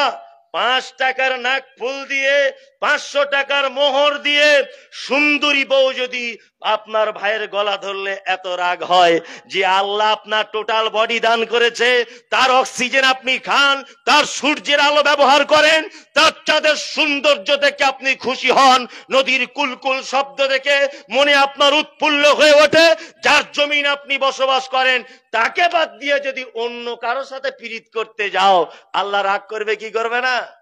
করবে। আরে 5 টাকার বেনারসি দিয়ে ও যদি কারোর দিকে ফিরে মুচকে হাসে, তোমার যদি এত জ্বালা ধরে যে আল্লাহ সব দিয়েছে তাকে বাদ দিয়ে মাজারে সেজদা করছো, তোমার লজ্জা শরম নাই? এরকম লোক আছে না নেই? আছে, আছে। একটা বড় কথা বলে দিয়ে যাচ্ছি, শুনে রেখে দেন, খুব বড় কথা। রাত্রি 1টা বাজে, আমি একদম 1টার সময় বন্ধ করে দিব, আর 5-7 মিনিট আমি আসি। সেটা হচ্ছে, আর বড় কথা এই, আচ্ছা বলুন এবার আপনাদেরকে একটা কথা বলি, পৃথিবীতে যত রকমের পাপী আছে, সমস্ত পাপী পাপ করার পরে যদি মারা যায় তার জন্য ক্ষমা প্রার্থনা করা যাবে কি যাবে না? যাবে। একটা লোক চুরি করে মারা গেল, তার জন্য ক্ষমা চাওয়া যাবে না? হ্যাঁ, একটা লোক মদ পান করে মারা গেল, তার জন্য ক্ষমা চাওয়া যাবে না? যাবে, যাবে না? যাবে। কিন্তু আল্লাহ তাআলা বলছেন, মা কানা লিন-নাবিয়্যি ওয়াল্লাযীনা আমানু আন ইস্তাগফিরু লিল মুশরিকিন। আল্লাহ বলছে যারা শিরিক করা অবস্থায় মারা যায়, নবী এবং ইমামদারদের জন্য উচিত নয় যে তাদের জন্য ক্ষমা প্রার্থনা করুন। কি বললাম বুঝলেন না? ভাই আপনারা বসুন, আমি আর 5 মিনিট বলেছি তো, পরিবেশ নষ্ট করবেন। এত সুন্দর ভালো ছিল। আমি জানি যে আপনার বয়স হয়ে গেছে, পেচ্ছাবের প্রয়োজন আছে, এটা আমি বুঝতে পারছি। যার পেচ্ছাবের প্রয়োজন সে যান। কি বললাম বুঝলেন না? এমনি লোকগুলো আপনারা বসে থাকুন, হ্যাঁ, যাওয়ার কোনো প্রয়োজন নেই। শিরক এত বড় পাপ, আল্লাহ পবিত্র আল কোরআনে বলছেন, মা কানা লিন-নাবিয়্যি ওয়াল্লাযীনা আমানু আন ইস্তাগফিরু লিল মুশরিকিন ওয়ালাউ কানু উলি কুরবা। শিরিক করা অবস্থায় যারা মারা গেছে, চাদর চড়াতে চড়াতে যারা সারা জীবন তারা মারা গেল, সেজদা করতে করতে যারা মারা গেল, মাজারে মানত করতে করতে যারা মারা গেল, গাছতলাতে চাইতে চাইতে যারা মারা গেল, পীরের দরবারে গিয়ে সেজদা দিয়ে যারা মারা গেল, আল্লাহ তাআলা বলছেন নবী এবং ইমামদারদের এটা উচিত নয়, তারা যেন তাদের জন্য ক্ষমা প্রার্থনা না করে। ওয়ালাউ কানু উলি কুরবা। আর ওই মুশরিক বা ওই শিরিককারী তারা যদি নিকট আত্মীয় হয়, তবুও তার জন্য ক্ষমা প্রার্থনা করা যাবে না। শিরিক পৃথিবীর একজন ভয়ঙ্কর পাপ। আল্লাহ তুমি আমাদের পাপ থেকে বাঁচা, বলুন আমিন। আমিন। শিরিক করবেন না। লোকমান হাকিম তার বেটাকে তারপরে আর একটা শিক্ষা দিচ্ছেন, এইটা বলে আমি বক্তব্য শেষ করে দিব। অওয়াসাইনাল ইনসানা লিওয়ালিদাইহি হামালাতুহু উম্মুহু ওয়াহানান আলা ওয়াহানিন ওয়া ফিসালুহু ফি আমাইনি আনিশকুরু লি ওয়া লিওয়ালিদাইকা ইলাইয়াল মাসির। বেটা, পৃথিবীতে যত সম্পর্ক আছে, আব্বা মায়ের সাথে অসৎ ব্যবহার করবেন না। এই আপনার আব্বা মায়ের সাথে সৎ ব্যবহার করেন? করেন? করেন। আপনার বয়স তখন 2 বছর, আপনার আব্বার সাথে একটু মালদা, ওল্ড মালদা মার্কেটে যাচ্ছিলেন সাইকেলে বসে। এই কথাটা শুনে যদি আপনার চোখে যদি পানি না আসে, আর আপনার লোম যদি খাড়া না হয় পিতামাতার এই বিষয়টা শুনে, তাহলে ভেবে নিতে হবে আপনার ঈমান কাজ করছে না। এতক্ষণ যা শুনেছেন আপনি সব যদি ভুলে যান, আমার কোনো আপত্তি নেই। এই বক্তব্যের এই শব্দগুলো আপনাকে শুনে যাবার বিনীত অনুরোধ করছি। ইনশাল্লাহ শুনবো, ইনশাল্লাহ। ইনশাল্লাহ। আপনি মালদায় যাচ্ছিলেন আপনার আব্বা সাইকেলে উঠে, যেতে টাইম লাগবে 20 মিনিট। উঠেই বলছেন, আব্বা এটা কি গাড়ি গো? বলছে এটা ট্রেন। হয়ে গেল। আব্বা এটা কি গাড়ি? বলছে এটা সেই ট্যাক্সি। আচ্ছা, ওটাও হয়ে গেল। আব্বা এটা কি গাড়ি? বলছে ওটা মোটর সাইকেল। আচ্ছা, এটা আব্বা কি আম? এটা হিমসাগর। এটা এটা ফজলি আম। মানে মালদা যাওয়ার আসা পর্যন্ত প্রশ্ন করেছে আপনার বেটা মোটামুটি 1000। আপনার আব্বা সেদিন বাড়ি এসে তোমার মায়ের সাথে কি বলতে জানো? কই গো, আমাদের আব্দুর রহমান একেবারে স্পষ্ট ভাবে কথা বলতে শিখে গেছে, কি চমৎকার করে কথা বলছে, শোনো। বেটা এটা কি বলো তো? বলছে আব্বা এটা মুরগি ছানা। দেখছো, মুরগি ছানাটাও জেনে গেছে। আনন্দ করতো স্বামী স্ত্রী দুজন, তাই না? ওই আব্বাটারই বয়স হয়ে গেছে, বয়স তখন 85 বছর, চোখে কম দেখে, কানে কম শোনে। কি বললাম বুঝলেন? ভাত দিয়েছেন খেতে, বারান্দাতে খাচ্ছে ভাতটা, একটা মুরগির বাচ্চা এসে, এই এদিকে ফেরো, একটা মুরগির বাচ্চা এসে ভাতের থালার পাশে ঠক ঠক ঠক ঠক করে ঠোকরাচ্ছে। তোমার আব্বা তো একটু কম দেখে। তোমার আব্বা বলছে, আব্দুর রহমান, আরে বেটা কি রে এটা? বলছে আব্বা মুরগি ছানা। ভালো, শুনতে পাইনি, কানে কম শোনে। আবার একটু পরে গিয়ে ঠক ঠক করে আওয়াজ করছে, কি রে বেটা এটা? মুরগি ছানা। ভালো, আবার ঠক ঠক করছে, বেটা এটা কি রে? তখন বেটা রাগ করে বলছে, শালা বুড়োটা মরে না কেন? হ্যাঁ, এতবার কি আর বলা যায়? বলি কি বলি না? বলি। আল্লাহু আকবার। পিতা মাতা এই ব্যাপারটা একেবারে আলাদা, ব্যাপারটা একেবারে আলাদা। আপনাদের এলাকায় পিতা মাতার সেবা যত্ন পাচ্ছে? পায়? সেবা যত্ন পায়? পায় না। 60% পায় না। আল্লাহু আকবার, আল্লাহু আকবার। 60% পিতা মাতা অবহেলিত সমাজে, তাই না? হ্যাঁ, অবহেলিত হবার কারণ আছে। আচ্ছা, আপনাদের এখানে এই বুড়ো বয়সে আব্বা মারা কেমন করে ভাত খায় বেটাদের কাছে? পালি সিস্টেম। মনে হচ্ছে ওর বাপ মসজিদের ইমাম সাহেব আর ওর মা মুয়াজ্জিন, তাই না? হ্যাঁ, একদিন যদি এদিক ওদিক হয়ে যায় বউ মারা চোখ বার করে বলে, ক্যালেন্ডার দেখে খেতে পারো না? আজকে ক তারিখ বলে না? বলে। কেন এই অবস্থা কেন? আপনাদেরকে আমি একটা দৃষ্টান্ত পেশ করছি, আর পবিত্র আল কোরআনের একটি আয়াত আপনাদেরকে লাস্টে বলবো। এক, আপনারা চার ভাই দিল্লিতে কাজে গেছেন। ঈদের এক সপ্তাহ আগে বাড়ি আসবেন, ঈদের এক সপ্তাহ আগে ফোন করেছেন আপনার স্ত্রীকে, হ্যালো সাবিনা, আমি মঙ্গলবারে বাড়ি যাব, তোমার জন্য কিছু আনতে হবে। সাবিনা তখন বলছে, আমার জন্য লাল শাড়ি ম্যাচিং করে আনবে, ব্লাউজ আর সায়া, আমার বোনের জন্য দুটো শাড়ি, আর আমার মায়ের জন্য একটা শাড়ি। চার ভাই কেনাকাটা করছে দিল্লির কোন এক দোকানে। ওর স্ত্রী আবার ফোন করে বলছে, হ্যালো, এই শোনো শোনো শোনো, যে গোলাপি কালারের শাড়ি বলেছিলাম ওটা গোলাপি কালার না, ওটা হালকা একটু মেরুন কালারের নিও, তোমার কেনাকাটা হলো? লোকটা দিল্লি থেকে তখন ফোনে বলছে, সবার জন্য কেনাকাটা হয়েছে, শুধু আব্বার জন্য একটা পাঞ্জাবি লুঙ্গি আর মায়ের জন্য একটা শাড়ি ব্লাউজ আর সায়া নিচ্ছি। তখন ওর স্ত্রী ধুমকি দিয়ে বলছে, কেন প্রত্যেক বছর তুমি কেন আব্বা মায়ের জন্য শাড়ি জামা কাপড় কিনতে যাবে? তোমার আর তিনটে ভাই চোখে দেখতে পায় না? বাড়ি চলে এসো। বইয়ের কথা সবাই শোনে না? বাড়ি চলে এলো। ঈদের দিন সকাল তখন 6টায় নামাজ হবে মসজিদে ঈদগায়। তাকবীর পাঠ হচ্ছে মাইকে, আল্লাহু আকবার আল্লাহু আকবার, লা ইলাহা ইল্লাল্লাহ, আল্লাহু আকবার আল্লাহু আকবার, ওয়ালিল্লাহিল হামদ। হয় না? তাকবীর পাঠ হচ্ছে মসজিদে, সবাই নতুন জামা কাপড় পরে ঈদগাহে নামাজ পড়তে যাচ্ছে। তোমার আব্বার বয়স 90 বছর, তোমার মায়ের বয়স 85 বছর। সবাই বাড়ি থেকে চলে গেল ঈদগাহে। তোমার আব্বা আর তোমার মা তোমাদের দুতলা বাড়ির সিঁড়ি দিয়ে উঠতে পারে না বলে সিঁড়ির ঘরে দুজন মশারি টাঙিয়ে দুই সাইডে শুয়ে আছে। তোমার মা পেচ্ছাপ পায়খানা করে শাড়ি নোংরা করে বসে আছে, তোমার আব্বা একই অবস্থা। তোমার মা আস্তে আস্তে করে মশারিটা আগলা করে দিয়ে বলছে, আব্দুল্লাহর আব্বা, তুমি ঈদগাহে যাবে না নামাজ পড়তে? তখন আপনার আব্বা বলছিল, যেতে তো ইচ্ছা করে, কিন্তু কে নিয়ে যাবে, যাবার কেউ নেই। তোমার মা মশারি ভিতর থেকে আস্তে আস্তে উঠে বলছে, দেখো বছরে একবার ঈদের নামাজ মিস করে দিও না, যাও, যেমন হোক করে যাও। তোমার মা গত বছরে তোমার বড় বোনেদের দেওয়া দুটো শাড়ি তলাতে একটা তোমার আব্বার পাঞ্জাবি ভরে রেখে দিয়েছিল, সেই পাঞ্জাবিটা বার করে দিয়ে বলছে, তুমি একটু লাঠিটা নিয়ে আস্তে আস্তে যাও না। তোমার আব্বা লাঠি নিয়ে আস্তে আস্তে ঈদগাহ পর্যন্ত গেল, নামাজ পড়লো, কাঁপছে থরথর করে। ঈদের নামাজ শেষ, সবাই বাড়িতে ফিরছে, তোমার আব্বাও ফিরছে। তোমার আব্বা আস্তে আস্তে তোমাদের সদর গেট, মেন গেটের সামনে বসে পড়েছে, আর উঠতে পারছে না সিঁড়ি দিয়ে। তোমরা থেকে ঈদের দিন শালা শালি আত্মীয় স্বজনকে নিয়ে দুপুর 12টা 1টা 2টো পর্যন্ত বিরিয়ানি কুপ্তা পোলাও করে খাচ্ছ 3 তলার উপরে। দুপুর 2টো পর্যন্ত তোমার মা গোসল না করে মশারির ভিতরে পায়খানা অবস্থায় পড়ে আছে। তোমার আব্বা কাঁপতে কাঁপতে মেন গেটের সামনে বসে আছে।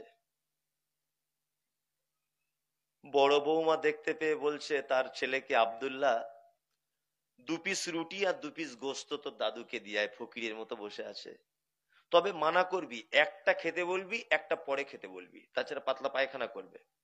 ওর হুঁশ জ্ঞান খুব কম বুড়োটার।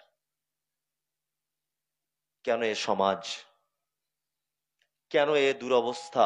হ্যাঁ, তোমার আব্বা মায়ের আজকে উপযুক্ত সাজা হচ্ছে, কারণ ওদের দুইজনের মতো বড় বদমায়েশ আর বড় খারাপ পৃথিবীতে কেউ নেই। তাদের বদমায়েশির কারণে এই অবস্থা।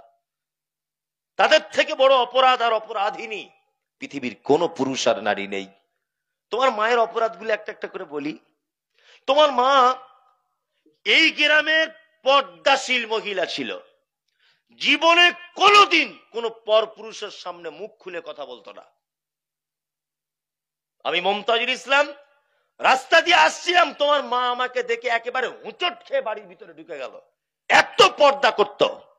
তোমার মায়ের পর্দার ব্যাপারে গ্রামে নাম ছিল যে শাহাদাত চাচার বইয়ের মতো পর্দাশীল গ্রামে কেউ নাই।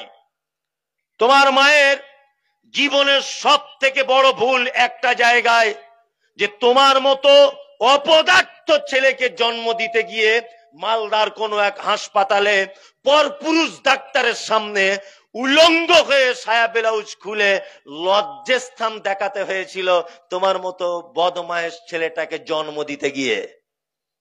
তোমার মায়ের জীবনের 1 নম্বরে বড় অপরাধ, যে তোমার মতো অপদার্থ বেটাকে জন্ম দিতে গিয়ে হাসপাতালের বেডে তোমার মা উলঙ্গ হয়েছিল পরপুরুষ ডাক্তারের কাছে। তোমার মায়ের দ্বিতীয় বড় অপরাধ, তোমার মা ছিল হাঁসের ডিমের মতো সাদা চকচকে পরিষ্কার। তোমার মা হাসপাতালে গেছে তোমাকে জন্ম দিতে, ডাক্তার বাবু বলেছে বাচ্চা সোজাসুজি থাকার কথা, বেঁকে লেগে গেছে। তোমার মা জীবনে কোনোদিন ভয়ে ইনজেকশন দিতে পারতো না, ভীতু এত। তোমার নানার এক বেটি ছিল, যখন ডাক্তারের কথা বলেছে তোমার মা তখন ডাক্তারের হাত দুটো ধরে বলেছিল, ডাক্তার বাবু আপনি আমার প্রাণের বিনিময়ে, আপনি আমার যে কোনো মূল্যে আপনি আমার বেটাকে একটু বাঁচান। ডাক্তার বাবু তখন বলেছিল, মা তুমি বেডে শুয়ে পড়ো, আমি ধারালো কাঁচি দিয়ে তোমার পেট কেটে তোমার বাচ্চা বার করব।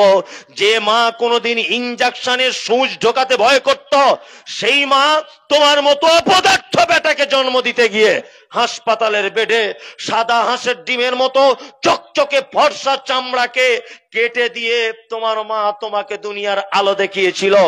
আজও সেই 85 বছর বয়সে সেই মোটা সূচার সুতো দিয়ে সেলাই করা পেটের বেদনা আজও মশারির ভিতরে তোমার মা অনুভব করে।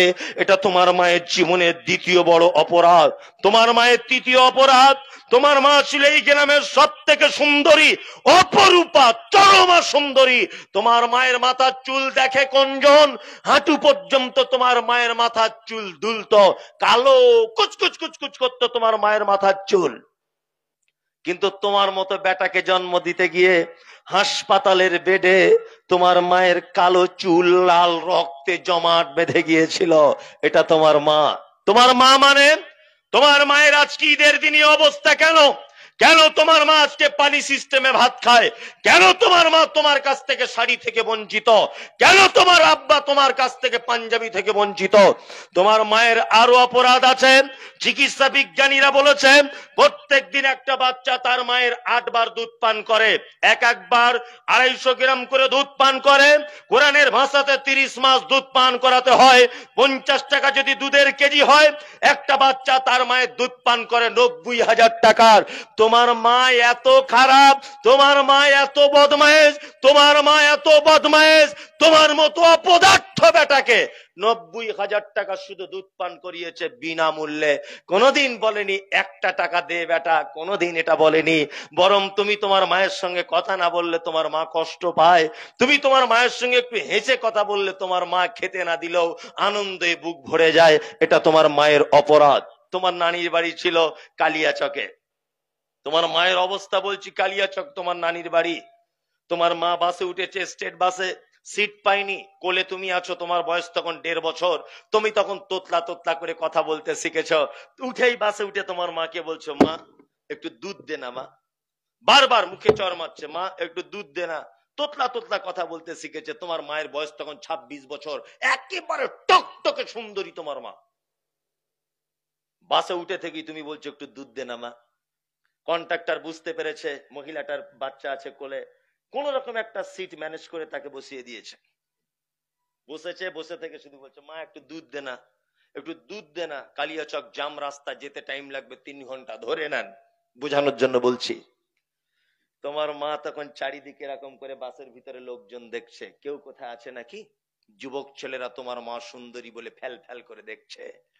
তোমার মা পাড়া গ্রামের মেয়ে, খুব লজ্জাশীলা, মহিলা খুব লজ্জা করছে, কি করে ব্লাউজটা খুলবো, তুমি এদিকে বারবার ডিস্টার্ব করছো। তোমার মা লজ্জার মাথায় ঝাঁটা মেরে বুকের ব্লাউজ খুলে দিয়ে বলছে, বাপ দুধ পান করো। দুধের বোঁটা তোমার মুখে দিয়েছে একটা, আর একটা হাত দিয়ে জননী একবার পেটের কাপড় টানছে, একবার পিঠের কাপড় ঠিক করছে, একবার মাথার কাপড় দিচ্ছে, একবার দেখছে আমার দিকে কেউ তাকিয়েছে কিনা। পাড়া গ্রামের মহিলা তো লজ্জা করছে, বুকের স্থান খুলে দিয়েছে বাসের ভিতরে। তোমার মা যদি শুধু একবার সেদিন বলে দিত, আমি খুব লজ্জাবতী নারী, তোকে দেখে আমি দুধ দিতে পারবো না, লজ্জা লাগছে, এই মমতাজুল ইসলাম বলবো 3 ঘন্টায় তুমি কচি কণ্ঠনালী আটকে মারা যেতে। তোমার আব্বা মানে কে জানো? তোমার আব্বা মানে ওই বদমাশ লোকটা।